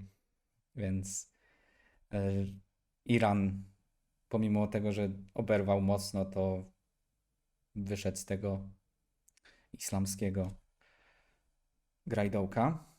Ale Izrael i tak nie wytrzymał. Więc arabska wojna w końcu Po ilu zwyciężyła. próbach. Tak. I zostało ustanowione legalne państwo Palestyny. Wzgórza Golan przeszły do Syrii. Zaczęły się odbieranie ziemi żydowskim osadnikom. No i zaczął się kolejny eksodus Żydów. Co wiąże się z tym, że musieliśmy jakoś wymyślić, dlaczego tyle przyjechało do Widzewa. Tak, i dlatego Benjamin Milejkowski, aka Netanyahu, wyrabia sobie kartę kibica RTS-u. Tak, do tego to prowadziło. jesteśmy realistycznym modem, dokładnie. Więc I na przyszłość też w nieokreślonym momencie, chociaż że nie zanosi się to na to już w naszej rzeczywistości, oby, także załamuje się między Kurdystanem a Syrią lub no Rohawą, Asyrią, ich Rozejm. Nie jest Rożawa? Rożawa, możliwe. Rojawa. Chyba Rojawa pisze, ale Tak, Różawa. zależy jak ale się to czyta. po hiszpańsku, Rojawa byłoby. Nie wiem, po tym czy Różawa? po tym. Dobrze, ale Rożawa to jest wróćmy do Ameryki w takim razie. Czy ktoś chce kontynuować? No to będę kontynuował, jak ja już Dobrze. zacząłem. Mhm. Więc jako, że zaczęła się też jednocześnie wojna, ambasada w Jerozolimie jest wycofana, wycofuje się, w ogóle wszyscy Amerykanie wycofują się, uciekają z Izraela, co jest kolejnym ogromnym strzałem w PR demokratów, podobnie jak Afganistan. I tak, dzięki temu, że Trump zostaje prawie postrzelony 2 razy, jedzie na tej fali popularności, przez co wygrywa wybory.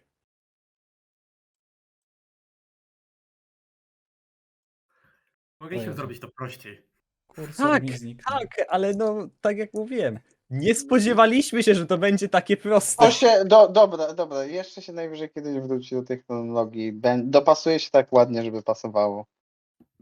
Retkonujemy trochę Kiedyś na czasami. pewno, to jest dużo kiedyś- rzeczy, to jest dużo frajdy do pisania, że spierdalania nowych państw na mapie świata. Tak. W Stanach trochę będzie rzeczy, co nie Tutaj jeszcze. Trzeba widać, jak wszystko się dalej do przodu. tutaj się dogadaliśmy, widzę, że bo NATO miało nie istnieć. To właśnie musimy powiedzieć w końcu, że u nas NATO przestało istnieć. Jak do tego doszło? Wiemy. Znaczy Trump. No, Trump, więc Stany Ameryki są w zasadzie podobnej, nic nie ma więcej podobnej strzałka. sytuacji, tylko co teraz nawet, tylko że podkręcono jeszcze do maksimum. Ciężko to podkręcić, ale W jest sensie podkręcone jakoś. ich politykę zagraniczną podkręconą. Tak. no, ryzykujemy tym, że lekko podkręcimy, to już będzie poziom parodii. No ale no, coś tam jeszcze wymyślimy na pewno. Mhm. Sorry, ale to, co my zakładaliśmy, było mniej parodyjne jak to, co się dzieje, więc ciężko to trochę... Tak, pamiętam dyskusję nad tym, że nie no kurczę, nierealistyczne, a potem Trump wygrywa i żąda Grenlandii. Tak, więc jakby no przerysuj coś takiego, no. Jakby. No dobra, to przejdźmy może do... Pół godziny zostało chyba zanim będziemy Spokojnie, Dobra, się nieważne, no. spóźnimy, no Jezu. Myślę, Anglia to tak w skrócie, co tu się rozjebało? Rozjebało się coś jak zwykle. Rozjebało się, to nie jest dokończone, ale można w skrócie Generalnie- powiedzieć też. No, Listras opuściła Wielkobrytanię i się rozsypała. No. No dłużej trochę była tras. Jakby Raz nie poddała się, cytując ją samą, I'm a fighter, not a quitter. No, tylko że u nas no to Szkocja była zbudowała. quitter po 40 iluś dniach, jeśli dobrze pamiętam.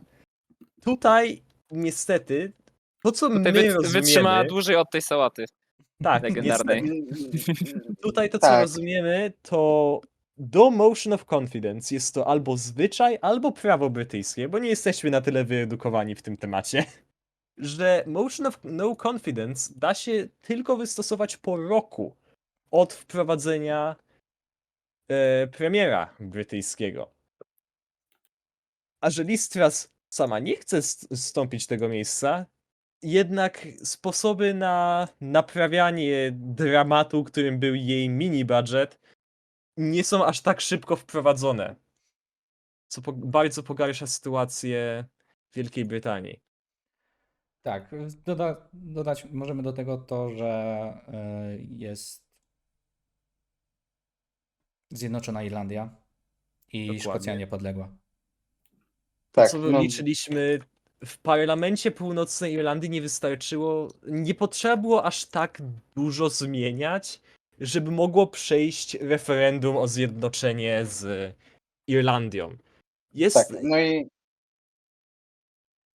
no i jak pewnie zauważyliście, no to nadal jakby jest wiecie, United Kingdom i wszystko i ma taką dziwną flagę. No jeśli jeszcze nie wiecie, to powód jest po prostu taki, że trzeba było dokoptować troszeczkę na siłę 3 królestwa, aby to były zjednoczone, więc mamy Anglię, zrobiliśmy rzeczywiście reprezentację Walii, Ale żeby jeszcze cokolwiek było, to teraz Kornwalia ma status jakby tego trzeciego z królestw.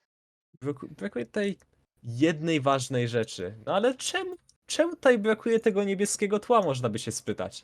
A pewnie jak widzieliście już to na ekranie, no nie ma tutaj Szkocji jednak. Tak, Co tak. jest, jak To widać, prawda. tutaj nie jest ta gałązka do końca dokończona. Ale Boris Johnson zgodził się także na referendum Sturgeon, które akurat wydarzyłoby się w samym środku katastrofy Liz Truss. Więc przechodzi ono tutaj roboczo 55 do 45%, co tylko dokłada kolejną warstwę chaosu. Parlament nie wie, jak w ogóle zareagować na to, no bo jak to? Jak to Szkocja nie chce? Jak to oni chcą iść? Przecież to nie tak miało być.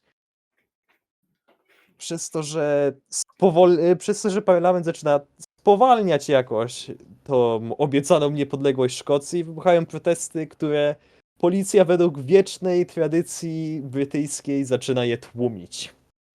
Dokładnie, to są Mistrzostwa Świata w biciu górników i innych warstw społecznych.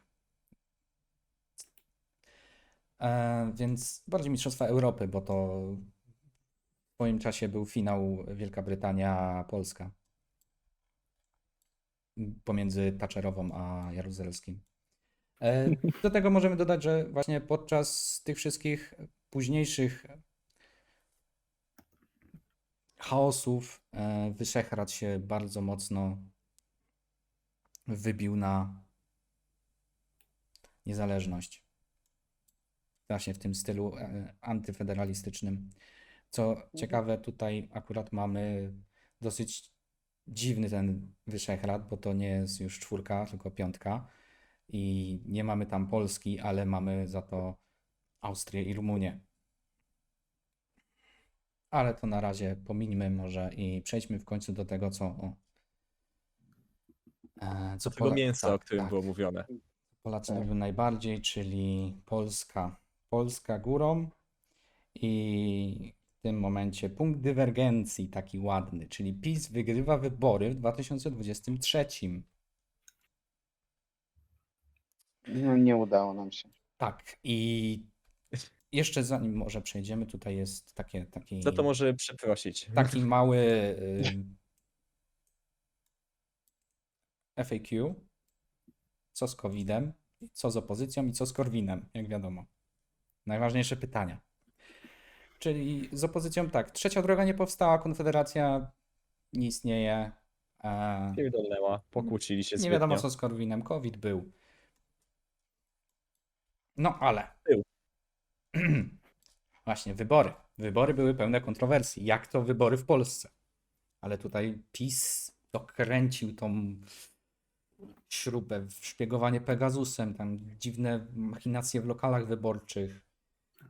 No, może nie gerrymandering, ale No, koperty, tam wiadomo, afera kopertowa, duża ilość nieważnych głosów, ale okazało się, że PiS wygrał i mają władzę samodzielną. I dodatkowo posłowie z zatopionej już Konfederacji dają im przewagę w Sejmie, ale Senat był dla opozycji. Mimo wszystko. Bojowy. No i co tu się działo? Ktoś tu ukradł w ogóle strzałkę. Tutaj kiedykolwiek była Tu strzałka? była strzałka. czekaj, ja szukam was teraz. Tu była, Tutaj była tu była strzałka. Zgubiłem. Dobra, Podczas mniejsza. cenzury chyba została. Aha, bo wiesz, teraz Nie, mi się wydaje, że jej nie było tutaj, bo wcześniej czytałem tą chronologię, żeby się przygotować i jej nie było już. Tak. To w międzyczasie odpowiadając na pytanie, co z Polską w Unii Europejskiej, no to na początku Polska grozi, że wyjdzie z UE, potem grozi, że wyjdzie z Unii Europejskiej, a potem znowu grozi, że wyjdzie z Unii, znowu i znowu. I no w zasadzie na tyle. A- Tak po polsku po prostu. Tak, po polsku. Duda sobie Póki- jedzie póki na do narty, wniosku coś nie tam jest. podpisuje, ma cały Boży świat w dupie i się budzi pod koniec kadencji dopiero. Ale PiS zaczyna wprowadzać w życie swoje postulaty, czyli to, czego się Polacy boją najbardziej. że wybrana partia o zgrozo zacznie realizować swój program.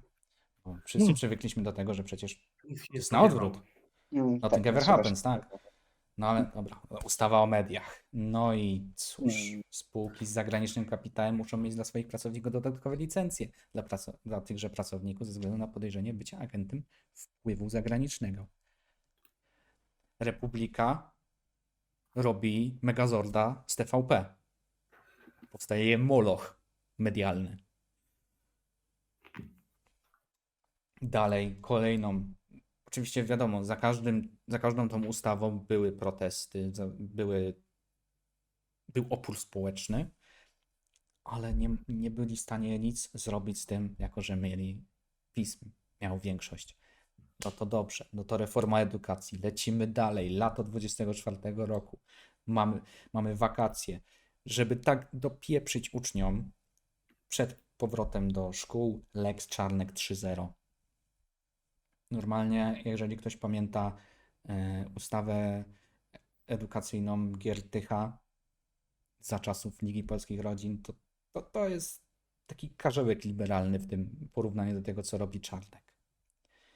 Robi wszystko to, co chciał zrobić.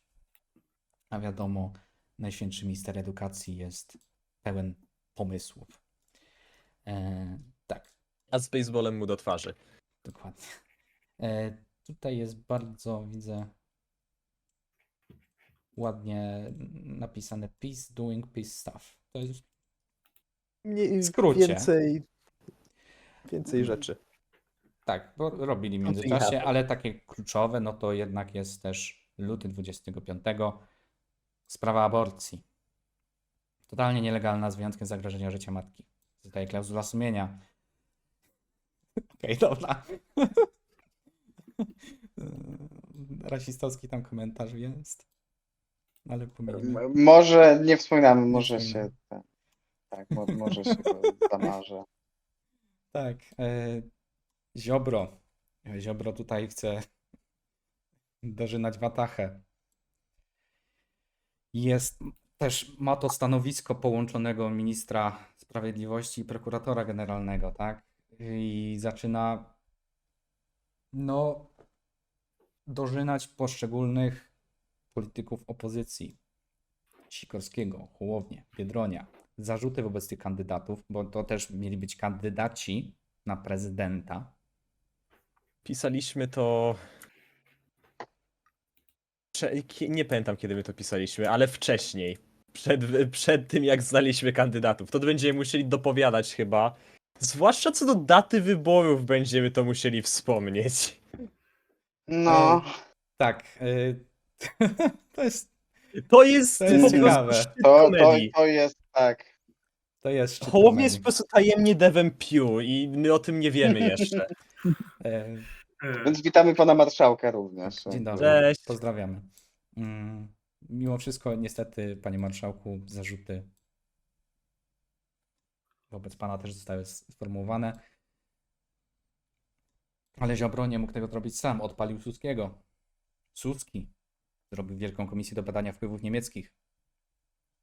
No i przez to Trzaskowski utknął w tej komisji do czasów wyborów. Nie mógł zostać kandydatem na prezydenta.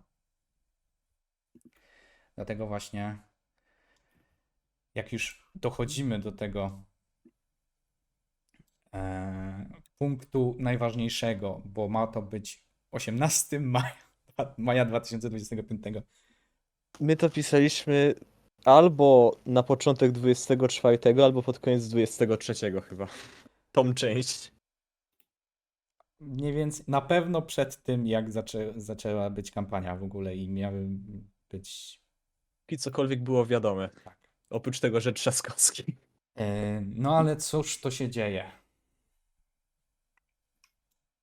Tusk wraca do kraju. Złoty Król powrócił na białym rumaku. Zbawca Polski. Wspólny kandydat. Słońce Peru. Tak, wspólny kandydat centrolewu. Wszyscy się cieszą. Hurra! Sondaże po prostu kosmiczne. Fogiel w ogóle zaczął być kandydatem PiS-u na prezydenta.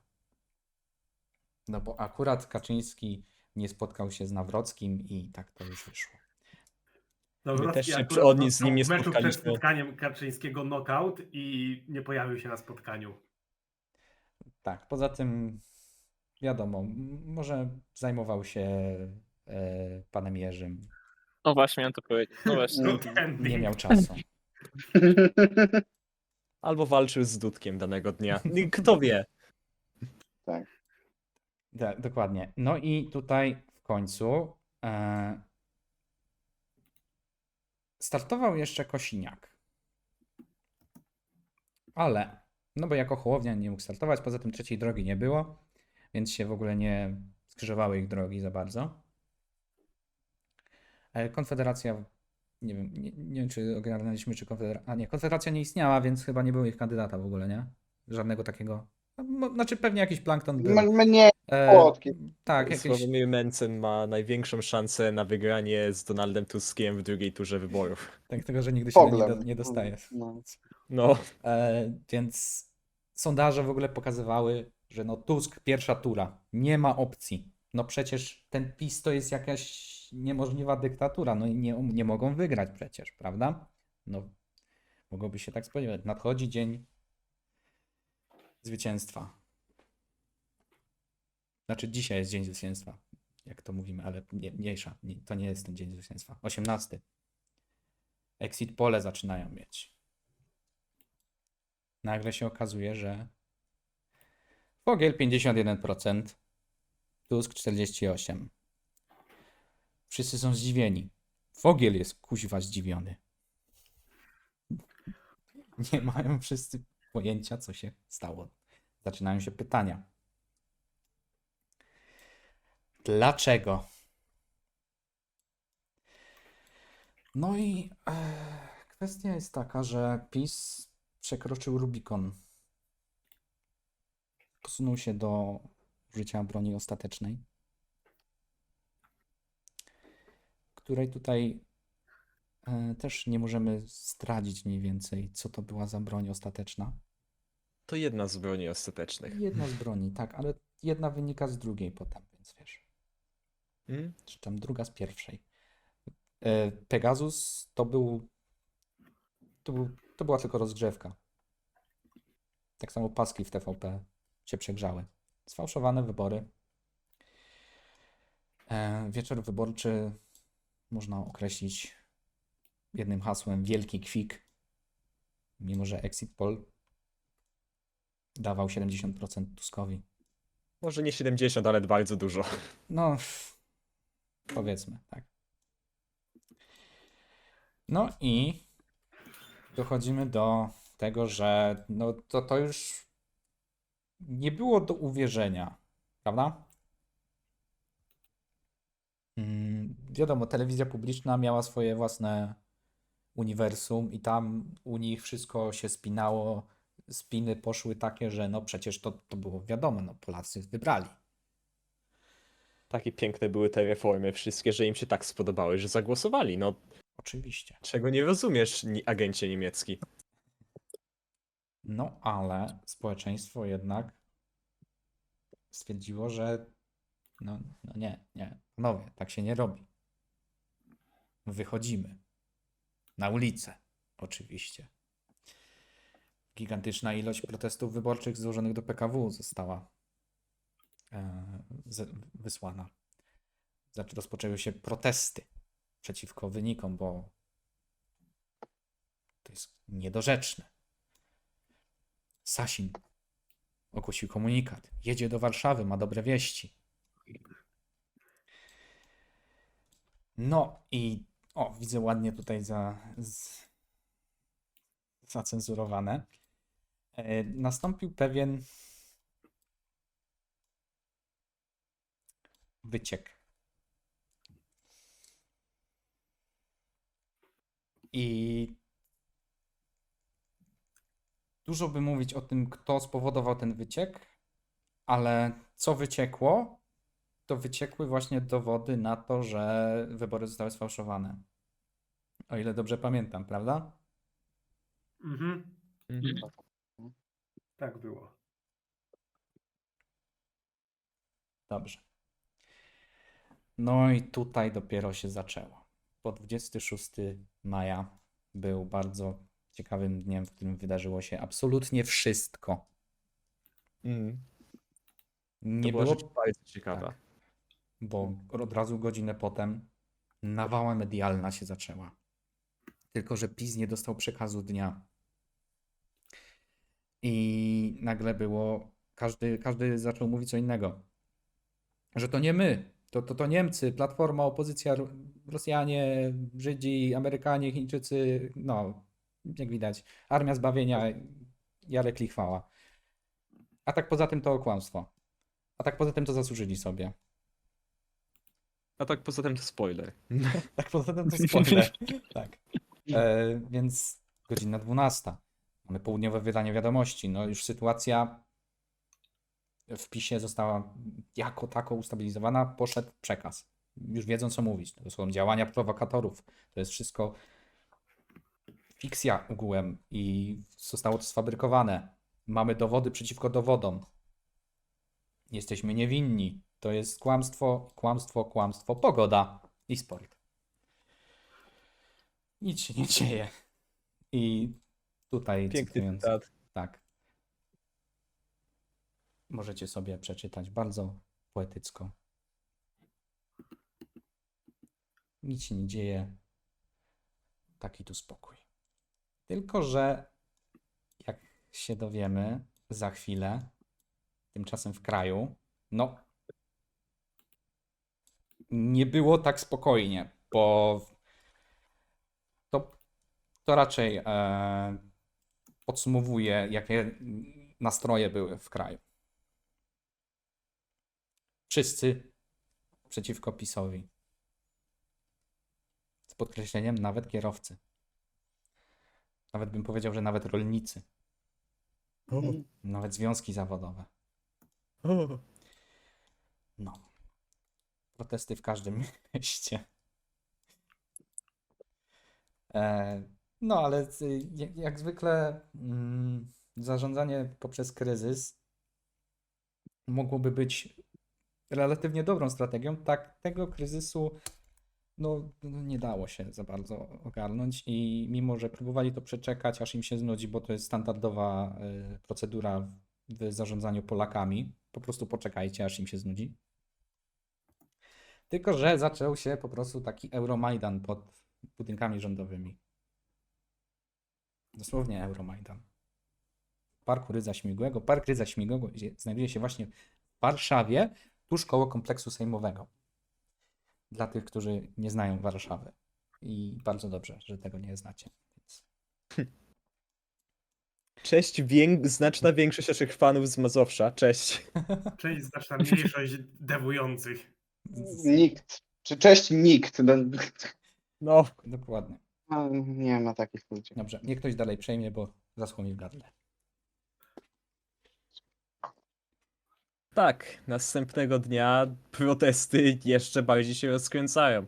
Policja musi być wysłana na ulicę, żeby jakoś ograniczyć jednak te protesty.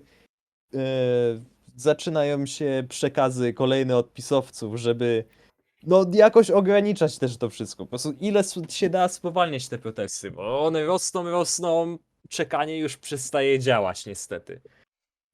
Pojawiają się, jak widać, incydenty, pobicia, starcia, bójki z policjami. No, ale jednak policja póki co jeszcze się łudzi, że można to przeczekać.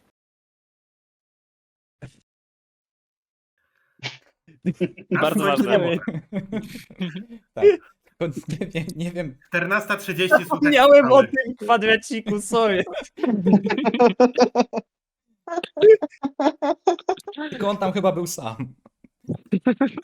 Po prostu Nie, no, przeleciał ktoś go i plasnął. przerzucił. No. Sam się przerzucił, tak. Po drugiej stronie nikt nie czekał jeszcze. No nie. Dokładnie. No ale sytuacja w końcu sięgnęła zenitu. Tak? Ta atmosfera, 28 maja. Protestujący szturmują Sejm, czyli weźcie sobie szturm na Kapitol, tak? I Mhm. przekonwertujcie sobie na warunki polskie. Tylko, że zamiast I tego... odwróćcie spektrum polityczne. Tak. Po Tylko- części. Tak, tylko że nikogo tam nie było w tym Sejmie, bo wszyscy byli poukrywani. Nadal się pokrywa szturm na Kapitol. Tak. Policja dostaje rozkaz odbicia Sejmu. Na Żoliborzu w ogóle jest Kaczyńskiego otoczony. No tam też policja stoi i boi się, że zaraz dojdzie do linczu. Rozpoczyna się oblężenie Sejmu. Policja robi kordon bezpieczeństwa wokół kompleksu sejmowego i tego miasteczka strajkowego i zostaje wprowadzony stan wyjątkowy na terenie całej Rzeczpospolitej Polskiej. Żeby zwizualizować wam tutaj, jak to się rozgrywało, mamy mapę. Map. To jest nasz plan na przyszłość. Nie nasz plan na przyszłość, legalnie mówiąc. W Minecrafcie. Tak, W Minecrafcie. To jest w Minecrafcie, No. Ta oczywiście. obrona nie działa. Sprawdzone. Więc na czerwono mamy oczywiście protestujących, na niebiesko mamy siły policji. I tutaj mamy miasteczko oczywiście to strajkowe, tutaj mamy kompleks sejmowy. I dochodzi do starć. Rząd wzywa żandarmerię wojskową. Protestujący w ogóle tam wbili się do Ministerstwa Sprawiedliwości. Ziobro się rozsierdził. Każe otworzyć ogień tym swoim ochroniarzom do tych napastników. Tak? Rozpoczyna to właśnie lawinę wydarzeń. I słychać strzały. Jak słychać strzały, to już wszyscy zwariowali i rozpoczęła się strzelanina. Protestujący chwytają za mołotowy, trebusze, katapulty, co tam zbudowali, wiatrówki, hej, na broń. Na policję. Policja odpowiada. No i nie jest to równa walka, tak? Ale co jest problematyczne, to jest to, co się dzieje w momencie tutaj, bo na ulicy Górnośląskiej tutaj znajduje się ambasada Republiki Federalnej Niemiec, O nie, tuż nie. koło Sejmu. No i cóż się dzieje tam? Ale to jest miły przypadek, że tam stoi. Niemiły przypadek, No że nie tam wiem. stoi. No niestety niektóre ze strzałów trafiają w ambasadę. No i tu już jest incydent dyplomatyczny w takim wypadku, bo to już nie jest tylko sprawa polska.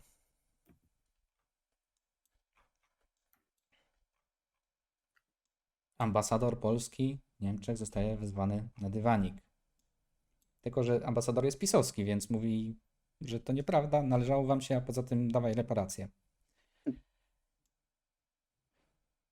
Ale w innych miastach też się dzieje, tak? Policja jest bardzo nadwyrężona, bo bardzo dużo regimentów policji zostało ściągniętych do Warszawy, przez co w innych miastach nie ma ich takiej dużej prezencji. Tusk teleportuje się do Berlina. Nie wiem dokładnie, jak się teleportuje, czy użył komendy, czy czegoś, ale Czy bardzo szybkiego samochodu, że się wydaje, że teleportował się, ale tak naprawdę się przemieścił na tyle szybko, że to tak wygląda. dokładnie. Mhm. W tym momencie w wpisie wykluwa się plan. Capture the prezes. Błaszczak przebija się z Biurem Ochrony Rządu suwami do domu Kaczyńskiego. By odebrać rozkazy, tak? Żeby spytać się prezesa, a co robić? A Kaczyński no to mówi, że the time has come, execute order 66. I wojsko wychodzi na ulicę. Możecie się zapytać i słusznie będzie zadane to pytanie, co z Dudą? Prezydent, co robi prezydent? No, jak widzieliście wcześniej, prezydent w zasadzie nic nie robił. Na nartach sobie jeździł, coś tam podpisał, ale jak to zobaczył, co się dzieje, to zrobił pierwszy w swojej historii taki progamer ruch, że rezygnuje. Zrobił orędzie i wyjechał z pałacu, żeby zostać harcerzem. Co dalej, to wiemy. Tak na frajdy. Co sprawia, że Elżbieta Witek stała się pełniącą obowiązki prezydenta Rzeczpospolitej Polskiej. Jest to kolejna To wszystko było dla frakcja, Witek. która może być legitymistyczna. Właśnie Dora się na teraz, stejtę. teraz ja mam pytanie właśnie do tego, bo ja już nie pamiętam, jak to zdobyliśmy. To było tak, że my to zdobyliśmy tylko dlatego, aby ten Nobrzeg coś robił, czy... Nie. To samo wyszło. No, to Naturalnie. sam, Czy- tak. To samo wyszło i jak ogarnęliśmy, że wtedy Witek będzie pełnić funkcję, to wszystko się I to ułożyło. wtedy Tak, Miała dokoptowaliśmy być to. po prostu dokładnie. kontrol na Brauna, tekst zdolny, a potem ty, a ona nie jest w sumie ważna? Tak, Mm. no. Bo to I czy wyszło z ten siebie. Nobrzeg nie jest przez przypadek nudny? Jest. No, Ale to No. wszystko wyszło dlatego, że teoretycznie, prawnie Duda zrezygnował. Nowy prezydent wybrany w sprawowanych wyborach nie został jeszcze zaprzysiężony, Mhm. czyli pełnił obowiązki prezydenta Rzeczpospolitej Polskiej, czyli ma prawo do tronu Piotrowego. Znaczy, nie, no, nie. Ale do Belwederu. No ale wojsko wyszło. I parkury zaśmiegłego nic się nie stało. No, oczywiście. Tusk, w tym Berlinie, przeteleportowany, prosi o pomoc. No i konsensus Unii Europejskiej jest taki, że Tusk jest legalnie wybrany prezydentem. Do Trybunału Sprawiedliwości Unii Europejskiej wpływa wniosek o ustabilizowanie sytuacji, ochronę praw człowieka, praworządność, wolność, demokrację, tak, żeby pomóc tej Polsce, bo tam się łamie prawa.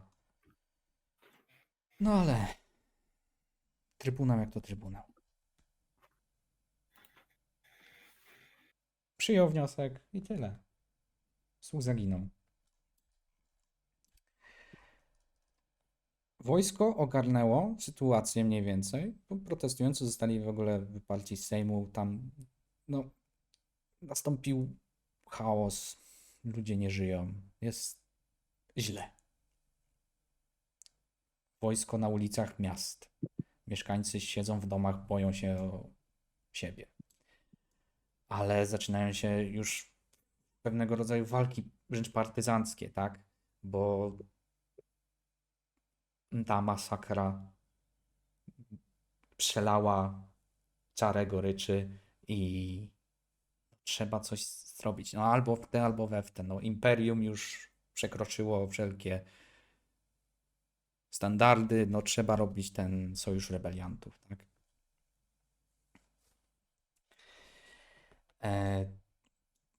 Jeden samotny dron akurat wleciał w dom Kaczyńskiego.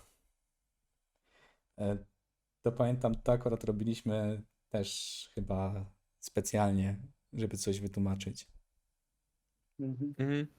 Tak, oj tak. Dlatego wszyscy są Po prostu dlatego, żeby nie był frakcją.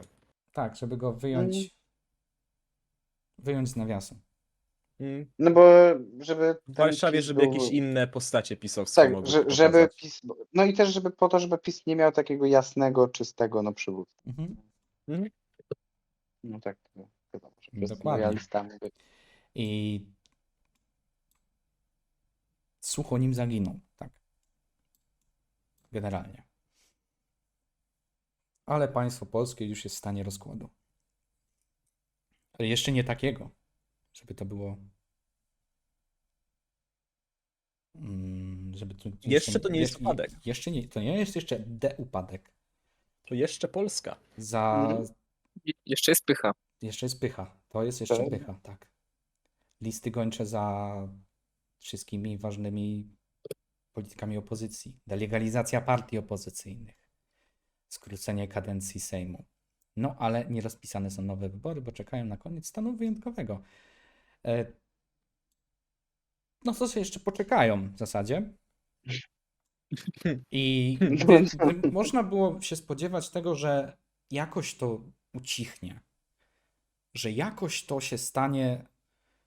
No, Polska stanie się tą dyktaturą, że tutaj coś się.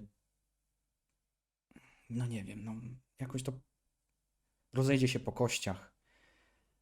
13 czerwca 2025 roku o godzinie 16:41 w Łodzi na Bałutach następuje eksplozja atomowa. Ale kto za to jest odpowiedzialny?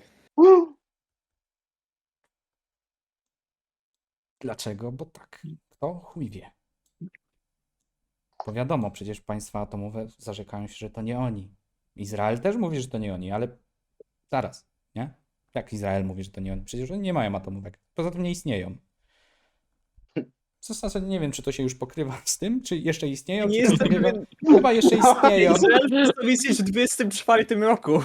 No A, to no to nie, to bardziej nie oni. tak, no to nie oni, no na pewno nie oni. Tak No nie naprawdę. oni. Państwo islamskie mówi, że to oni, ale nikt im nie wierzy. Nigdy nie powiedziałem, nigdy nie pomyślałem, że wypowiem to słowo, ale Komisja Specjalna do Spraw Bałut zostaje założona w ONZ-cie. PiS oczywiście mówi, że to antyrządowi terroryści. Opozycja mówi, że to PiS w ogóle wysadził. I tak. I niektórzy niestety znikają w ogniu atomowym w Łodzi. W tym będzie to cały dev team. Jakby i wszyscy, Tak. którzy Tak. widzą te To jest ważna rzecz do wiadomości, wspomnienia, że właśnie według kanonu my wszyscy wybuchamy na Bałutach. Sorry, Mamy jakby tak, plus plany- kończy się w czerwcu. za miesiąc. Tak, więc słuchajcie, jeśli tego No. słuchacie, jesteście na Bałutach, to weźcie może Don't go to Bałuty on the 13th of June Tak. 2025. Dokładnie.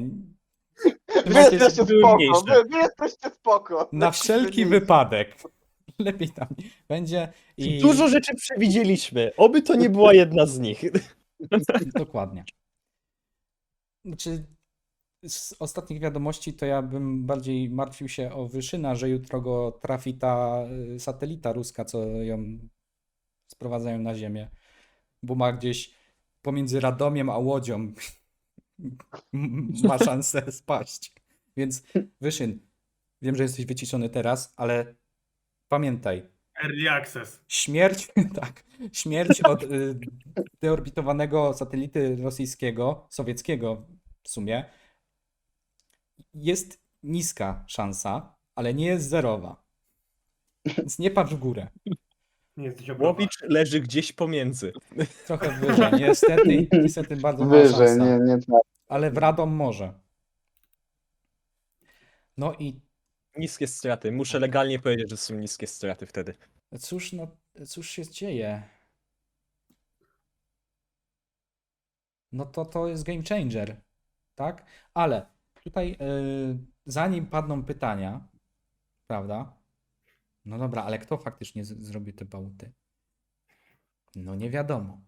Nie powiemy wam. A, my wiemy. Wiemy? Nie. Nie. Każda frakcja wie co innego. Tak, i tego się trzymajmy. Każda frakcja ma swoje własne wnioski i każdy z was też może mieć swoje własne wnioski. To jest właśnie Bo hej, to pięk- jest teoria. Gry teoria. to jest piękno bałut. Nie no dobre, no jak robimy debriefing i w ogóle tłumaczenie, no to robimy. No to za wybuch atomowy na Bałutach odpowiedzialny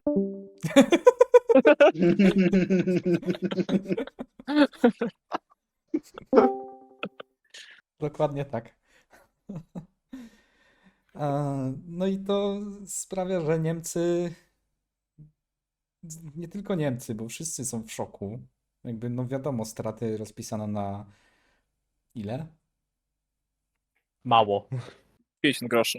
No, tam była wyliczona cała ta, cały koszt, ale niewiele. W samym tekście.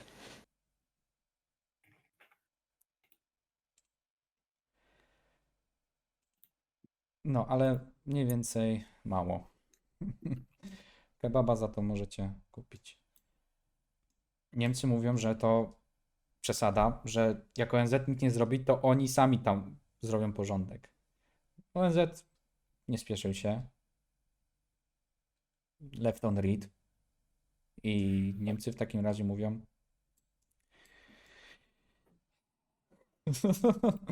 Tak, ja bym Screen. właśnie to...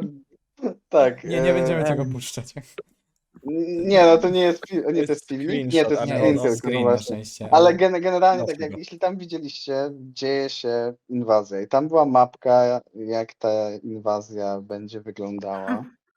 To będzie później, to będzie za Mamy chwilę. później tą mapkę. Zabieram ci lepszą. to. Później się będziesz tym bawić. Tak, to Niemcy ogłaszają interwencję wojskową Unii Europejskiej. Czy mają do tego prawo? Może niekoniecznie, ale i tak ogłaszają i wjeżdżają.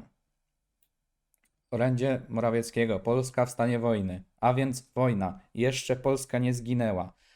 Zaczęło się. No i tutaj, cóż, zacznijmy może od frontu północnego, Szternu, proszę bardzo. No to front północny. Jak wiadomo, wszystkie ważne polskie miasta na północnym zachodzie są od razu przy granicy. Niemcy bez większego oporu wjeżdżają do Świnoujścia. Jeszcze jest noc, marynarze śpią, nikt nie ogarnia, co się dzieje. Miasto przejmują, natomiast marynarze bronią się w świnoujskim porcie marynarki wojennej jeszcze przez jakiś czas. Do ujścia Świny wpływa Euromarine, wiadomo, Schleswig-Holstein. Bo czemu nie? Znowu to samo, dokładnie, czemu nie. W Szczecinie wygląda. ludzie budzą się rano, idą do pracy, na ulicach niemieccy żołnierze, guten Tag, nic się nie zmienia, dzień jak co dzień. Administracja miasta świętuje i wywiesza europejskie flagi, bo precz z PiS-em, jebać kaczora, w końcu Dyktatora. wolność. Dokładnie.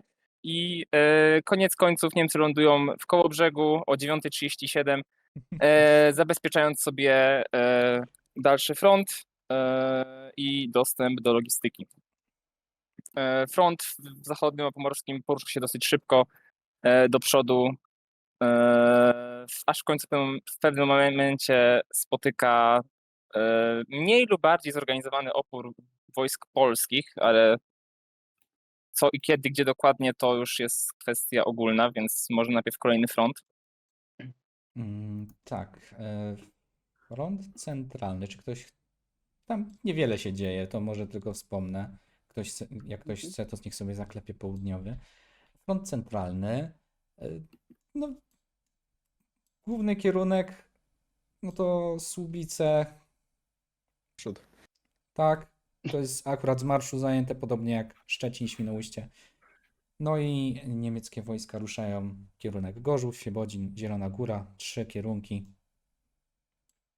Tam za dużo się nie dzieje, za dużo oporu nie spotykają i sobie idą.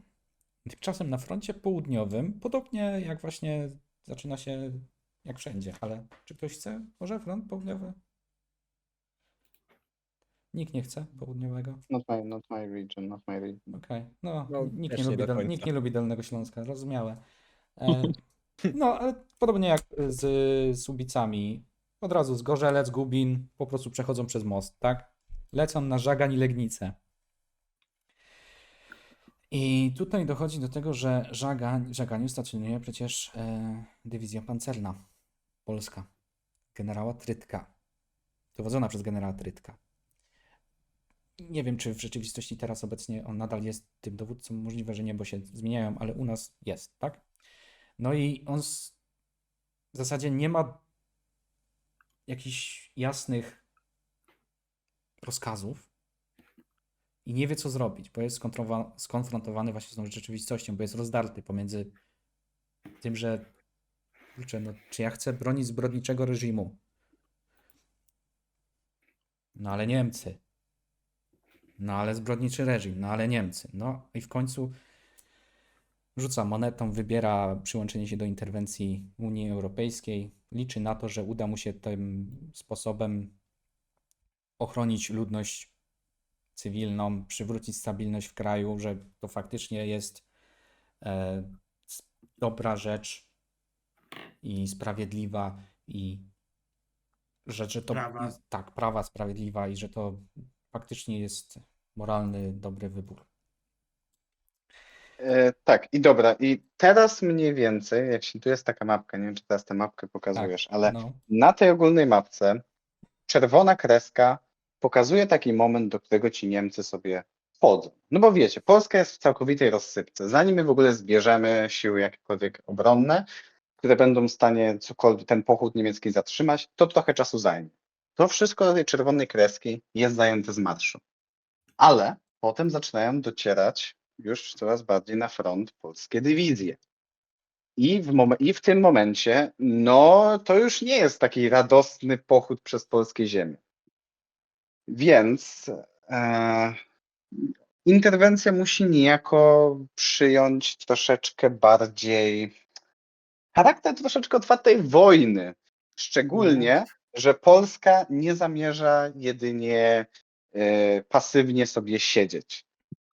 Uznaje, uderzymy w samo serce zła. Tak, polskie, tak, i tu mamy ładnie napisane, polskie bombowce nad Berlinem. Dokładnie. Jeśli dobrze pamiętam, mieliśmy trafić w Bundestag. Tak jest rzeczywistą formą. Tak. Tak. Mieliśmy trafić w Bundestag i ostatecznie trafiliśmy w trochę gorszą, czy tam lepszą opcję, czyli kebabownię na Europaplac. Ups, ale Niemcy i tak nie akceptują faktu, że czemu nam bombardujecie stolicę? Nawet jeśli bardzo nieudolnie, bo potem tego bombowca zestrzelili, co nie? Tak, ale Pewnie nawet nie zapewniliśmy wystarczająco paliwa, bo wrócił, więc dobrze by się sam rozbił. No ale no cóż, i wtedy mamy rzeczywistą wojenkę. Na północy, tak już wracając, rzeczywiście na tej pierwszej brązowej linii, bo tam teren mamy, nie znam się aż tak, nie wiem, czy tam są pojezierze, czy tam co tam jest. Tam są no, jeziora, lasy. jeziora, tak. No. Tam jest generalnie bardzo kiepski teren i tamten front przez chwilę się wydaje stabilny. Tylko że pan generał dowódca frontu północnego, pan generał Adamczak, dostał jedynie książkę taktyczną, nie wiem, II wieku naszej ery, z dawnych czasów niestety. Nie nauczono go, że niemiecka armia lubi wykonywać takie rzeczy jak koncentracja sił w jednym miejscu i szybkie natarcie. W związku z tym mamy po prostu przełamanie frontu polskiego, po czym on się tak troszeczkę zawija. Pomorze, Kaszuby, to wszystko bardzo szybko pada. Szczególnie, że jak to teraz było w Gdańsku dokładnie? Że Gdańsk zaczyna Gdańsk wchodzić w Zaczyna kolaborować. No Gdańsk zaczyna kolaborować, ale no niemieckie jednostki tam sobie spływają generalnie i z tego Gdańska otwierają drugi front. Co troszeczkę udaje się to powstrzymać na Borach, ale nadal mamy coraz bardziej napięcie na polskie linie. Tak, dokładnie. Co do Gdańska, to ja w sumie nie pamiętam, co się tam dzieje też. Kto by pamiętał o Gdańsku? Ale o ile pamiętam, to tam też chyba miał nastąpić jakiś desant. Tak. Tam miał być desant. No generalnie sytuacja na północy wygląda beznadziejnie.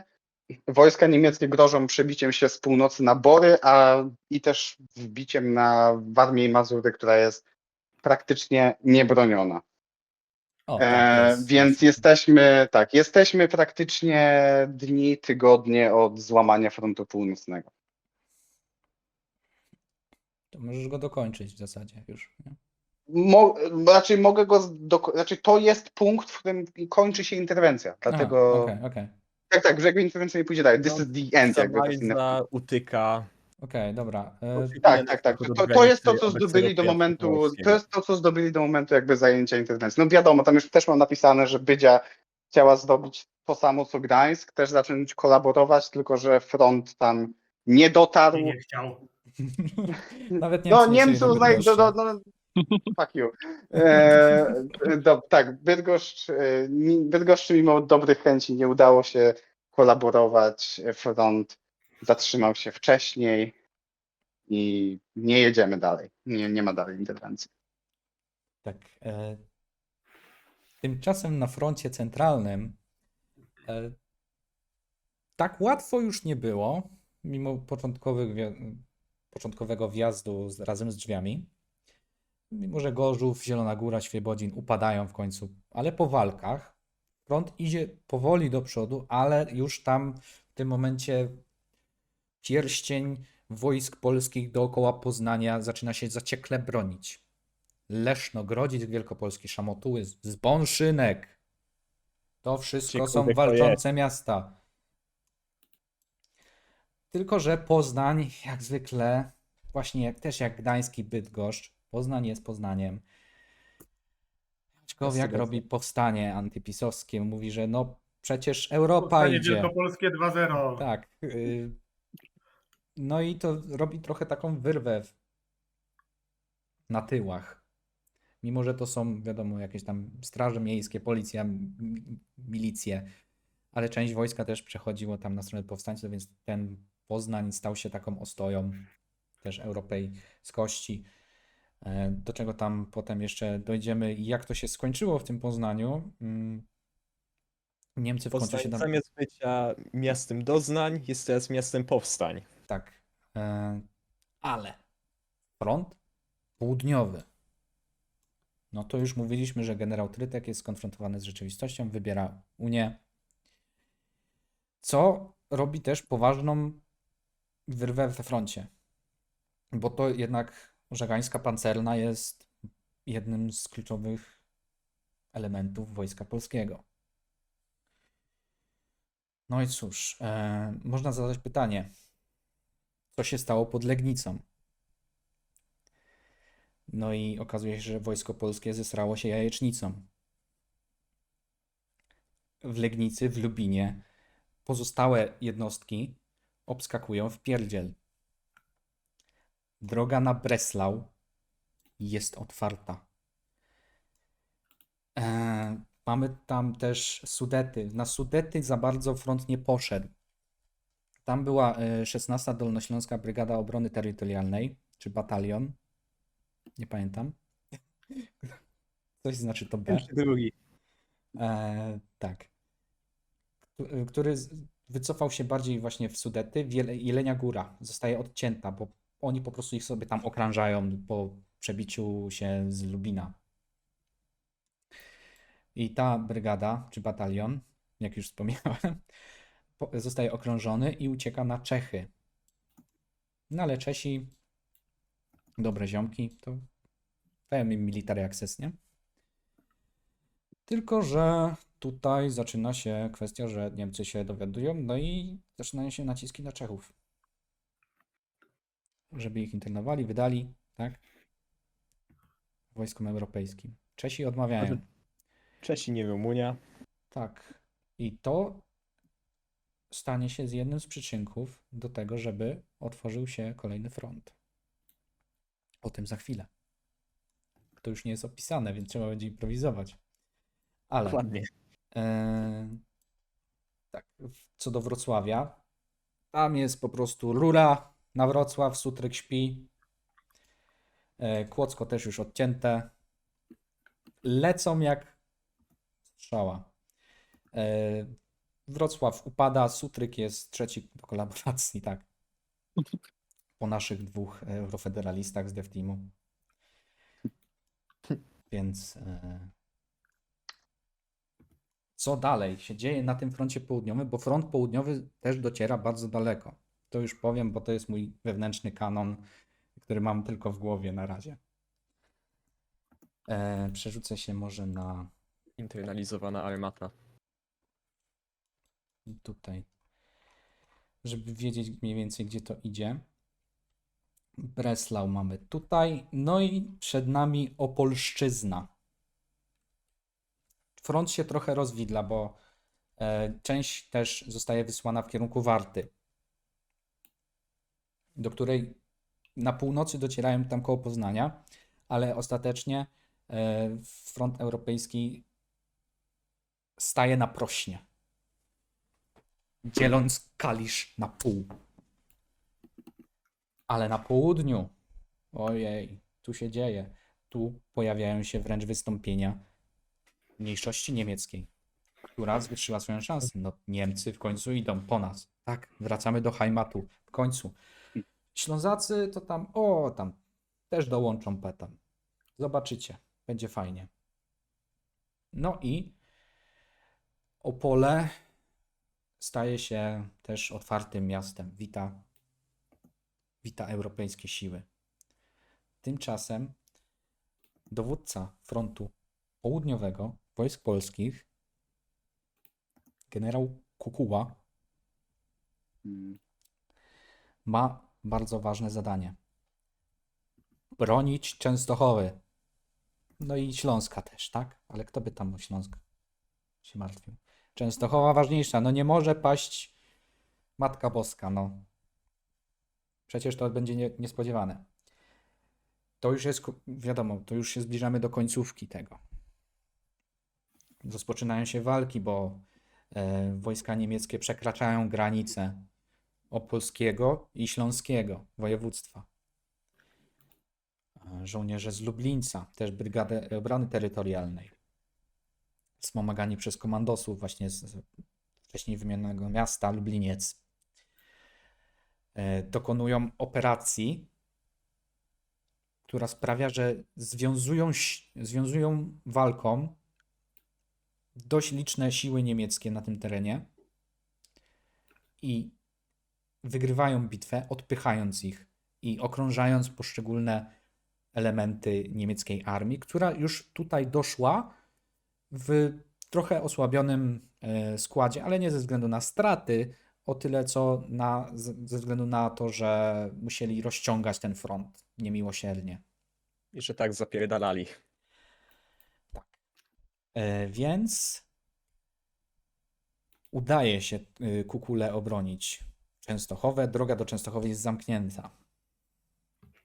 I właśnie w tej sytuacji znajduje się granica eurokomisariatów, przyszłych eurokomisariatów. Oczywiście na froncie południowym. Ale co z tymi Czechami?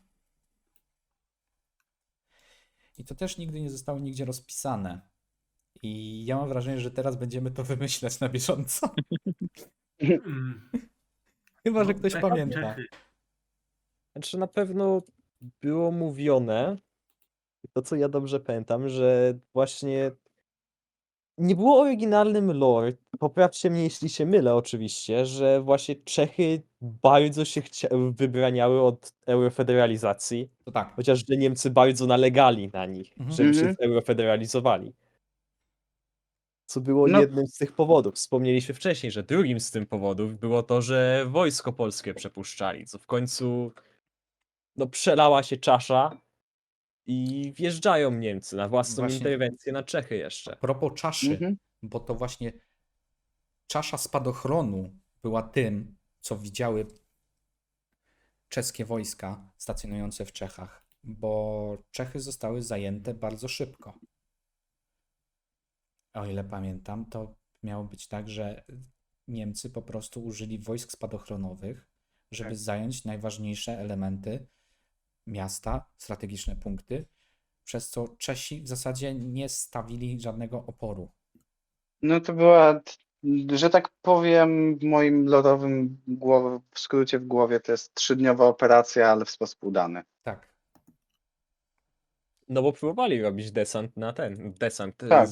na lotnisko pod Kijowem. Mhm. Więc No to właśnie Prawda. coś takiego To coś tutaj. no. tak, mniej więcej. Więc Czechy zostały wyjęte w ogóle całkowicie z równania. Powstały tam europrotektoraty. Czech i Moraw.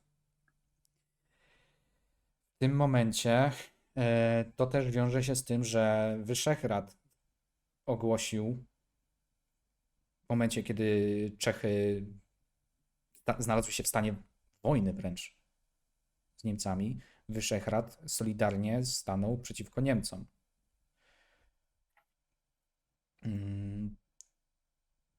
I to było jedno z pierwszych takich domin, które zaczęło przewracać i chwiać tą Unią Europejską i całą tą interwencją też.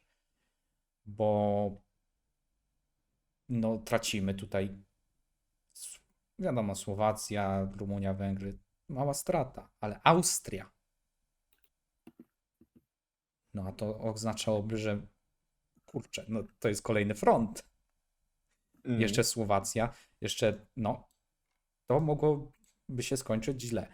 Więc Wyszehrad stanął solidarnie z Czechami i ogłosił wyjście z Unii Europejskiej solidarnie.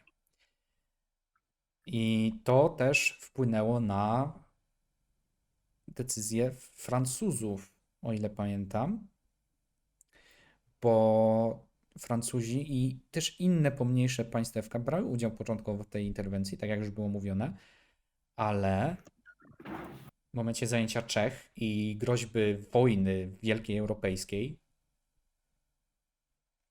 to chyba doszliśmy do tego, że to Francuzi powiedzieli pierwsze stop. Pamiętam, że o to chyba była kłótnia. Ale coś było takiego. O to się kurwa Kłótnia kłóciliśmy. była o bardzo śmieszny detal na temat tego, czy Francuzi mobilizują wojsko, czy nie. I to była No. ta jedna rzecz. Mhm. A, ojoj, tak, to długo zajęło. Straciliśmy bardzo dużo czasu wtedy o to. Tak, pamiętam, było, no. I Mhm. konsensus jest taki, że nie wiadomo. Że trochę zmobilizowali, ale tak w sumie to nie do końca. Żeby zastraszyć po prostu. O właśnie. Tak, żeby dać jakieś pozory Niemcom, że dobra, ja się Jesteśmy skończyły. na serio. Tak, okej. No jakby I'm gonna hold you right there. Że to już chyba zaszło za daleko. I tak mi się wydaje, że to jest właśnie to podsumowanie, w którym dochodzimy do tego, że kończy się interwencja. Bo Niemcy są już faktycznie rozciągnięci. Na tych terenach wszystkich, które zajęli, działa cały czas partyzantka. Linie logistyczne po prostu są nie do utrzymania w zasadzie. No i A reszta Europy Francja. patrzy się na nich jak na agresorów. dokładnie, Każdy jest Mhm. coraz bardziej wkurzony z każdą sekundą. Tak. dokładnie. Zupełnie jakby byli agresorami. Nie? I tutaj nie sprecyzowaliśmy dokładnie momentów, w którym jest, bo traktatu pokojowego nigdy nie było, o ile dobrze wiem. Nie pierwszy. Tylko po prostu to zastygło. Niemcy tam zrobili te eurokomisariaty. Powstały w końcu eurokomisariaty. 2. Westpolen i Schlesien. Ale oprócz tego jednym z takich większych marionetek było właśnie Oberschlesische Republik, czyli państwo stworzone właśnie na tej wyzwolonej Opolszczyźnie przez mniejszość niemiecką. Powstało Freistaat Kaszubien, czyli państwo kaszubskie, też jako taka pomniejsza marionetka, ale jeszcze nie eurokomisariat. No i Trójmiasto, które też stało się Reichstadt, Freie- Reich. tak. No I oczywiście Poznań. Poznań, tylko że Poznań był właśnie taki, że to było 50-50, bo Jaśkowiak chciał do Eurokomu, ale Eurokomy nie chciały. I w końcu Poznań został tak sam z siebie, że uważają się, że o, patrzcie, jesteśmy częścią Unii, ale tak naprawdę mało kto się do nich przyznaje. I to stanęło, bo Niemcy już nie chcieli iść dalej. Znaczy, to już powiedzieliśmy dlaczego. No i co? I tutaj Polska była w sytuacji takiej, że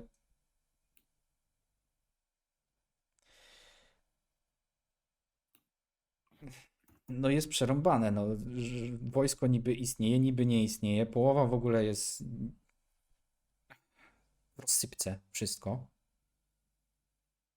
Z Jeszcze, jednej strony okupacja, z drugiej strony Jeszcze Ruscy. ciągle się toczą strajki, protesty, rozpierdol. jeszcze, Jeszcze nie rozpierdol, ale jeszcze gorąco nie, jest. ale jeszcze podczas tego właśnie ja mogę powiedzieć teraz kolejną część kanonu, którą znam z części południowej, jak rozpoczął się rozpad.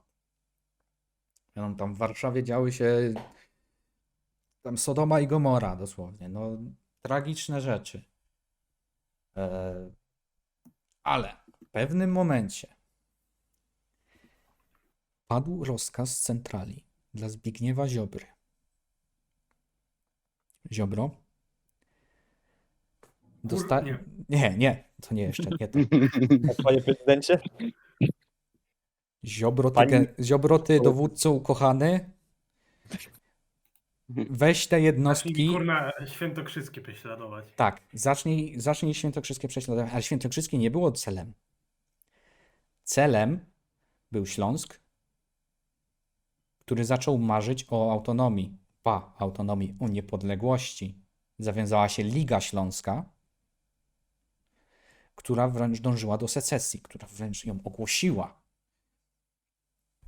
No i w tym przypadku Kraków również zdecydował się, że im się nie chce już należeć do tej Polski. Że może też by tak ogłosić, tak? No bo nie zgadzamy się z nimi i tam zaczęły się wystąpienia. Też zaczęła się formować taka Republika Rzeczpospolita Krakowska, wręcz takie jak takie powstańcze Rzeczpospolite się zaczęły formować podczas zaborów, tak? No i Ziobro dostał te jednostki, pozostałe to, co było i cel Kraków i Śląsk. No i szedł sobie tak z tymi wojskami, pacyfikując po drodze to, co mógł. Przejął całe Świętokrzyskie. Całe? De facto. Nie do końca. De jure. De facto? Nie. 2 dzielne miasta. Stała się wioska Galów. 3. Dzielne miasta, 4 teoretycznie, bo Skarżysko w założeniu, ale No i Wąchock. o, najważniejsze. Oczywiście. Więc no, nie wszyscy dali się tak łatwo spacyfikować Ziobrze. Chociaż, że Sejmik Wojewódzki oddał województwo pod rządy Ziobry.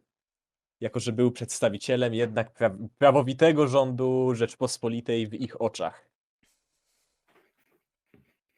Dokładnie, ale Świętokrzyskie i tak nie było jego celem.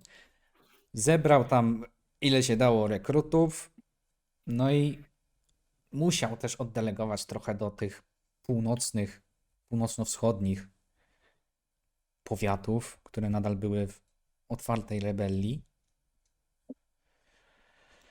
No ale musiał iść na ten Kraków. Dotarł do Krakowa. Tylko że Kraków już był gotowy. Bo w Krakowie też część wojska stacjonującego w okolicach i tych, którzy wycofali się z frontu, bo albo zdezerterowali, albo zostali rozbici, zgromadziła się w tym Krakowie i w rejonach przyległych.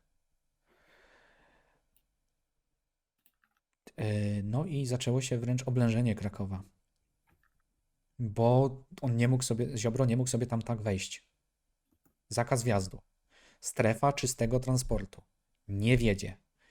No nie ma opcji. Kraków się broni. No to cóż, Ziobro sfrustrowany stwierdza, że to dobra, to ja ich obejdę. Rusza na Chrzanów. Chrzanów pękł. Oświęcim pękł. Ustanawia na tych terenach swoją lokalną administrację. Daje Piotrowicza, daje Szydło, żeby zarządzali tymi terenami. I kieruje się na Zagłębie. Bo Żeby dotrzeć na Śląsk, musi się przebić przed jednak Zagłębie Dąbrowskie i Jurę. Na Jurze jest Gowin, który uciekł z Krakowa, bo go tam nie chcieli. Bo stwierdzili, że jest zbyt propisowski, za mało antypisowski. On mówił, że ale kręgosłup mam, tak? A mu oni mówili, nie masz. I uciekł do Myszkowa. I teraz się bał, że Ziobro go dociśnie. Liga Śląska była śląska. Co prawda, nastąpił kongres Ligi Śląskiej i lokalnych rządów zagłębiowskich w Katowicach, który miał na celu ogarnięcie sytuacji i tam zagłębiowskie rządy podnosiły głos. Ziobro idzie. My jesteśmy tutaj na froncie, ale jak my padniemy, to on po was się przejedzie. Musicie nam pomóc. Musicie nas wspomóc w walce przeciwko Ziobrze. Jeżeli chcecie liczyć na to, że zachowacie to, co udało wam się wywalczyć, tą własną niezależność. Śląsk stwierdził, że w sumie nie opłaca im się ginąć za Sosnowiec. I Zagłębie w zasadzie zostało z niczym, ale tam narodziła się idea ludowa. Czerwone Zagłębie stanęło razem, ramię w ramię, w socjalistycznym zaśpiewie i stworzyło międzypowiatówkę, która miała być początkowo sojuszem obronnym przeciwko nadciągającej z północy bojówce Ziobry. To sprawiło, że Ziobro, jednocześnie atakując tam Sandomierz, Starachowice, oblężając Kraków i ruszając na stronę Olkusza, na Sławków i na Zawiercie, spotkał się z oporem, którego już nie dał rady sforsować. I w tej sytuacji zastaje nas marzec 2027 i sytuacja startowa w modzie Pride and Fall w tych województwach. Także ja ze swojej strony południowej opisałem, jak to się działo. Po międzyczasie, wiadomo, następował rozkład coraz większy Polski, tak, jedni zaczęli ogłaszać, no to inni zaczęli też myśleć, kurczę, im się udało, obronili się jeszcze przed Ziobrą, no to może my też. No i polecieli. Jeszcze Ukraina wjechała na Podkarpacie, ale to nie jest inwazja. Szpiegu? Z ich strony jednak była to humanitarna misja, która poradziła sobie nawet z zajęciem całości Podkarpacia, południa lubelskiego i szykowała się nawet głębiej wejść, żeby ustabilizować region wobec kruszącego się państwa. Jako że jest to wojna za naszą, waszą... Kuźwa, uciekło mi hasło. No, wiadomo o co Naszą chodzi. i waszą wolność. Naszą i waszą wolność. To Ukraina odwdzięcza się za pomoc. Więc Podkarpacie, jak wspomniałem, wszystko trafia do misji humanitarnej, która przez krótszy, dłuższy czas, nieokreślony dokładnie, utrzymuje się przy życiu. Faktycznie spokój jest w Podkarpaciu, dopóki momentu, kiedy Grzegorz Braun w Rzeszowie Tak. decyduje się, że on tak naprawdę nie lubi Ukraińców. Szok po prostu, co nie? Kto by pomyślał? Naprawdę, to jest nie do pomyślenia. Mm. Nie spodziewałbym się nigdy po nim. No.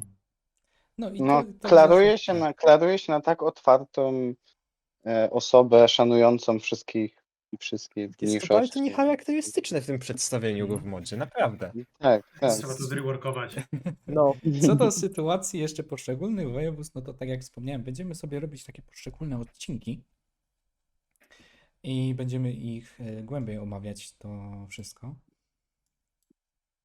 Tutaj północne też zostało omówione bardzo dogłębnie i warto tylko jeszcze dodać, że w tym całym chaosie, kiedy wszystko zaczęło się rozpadać,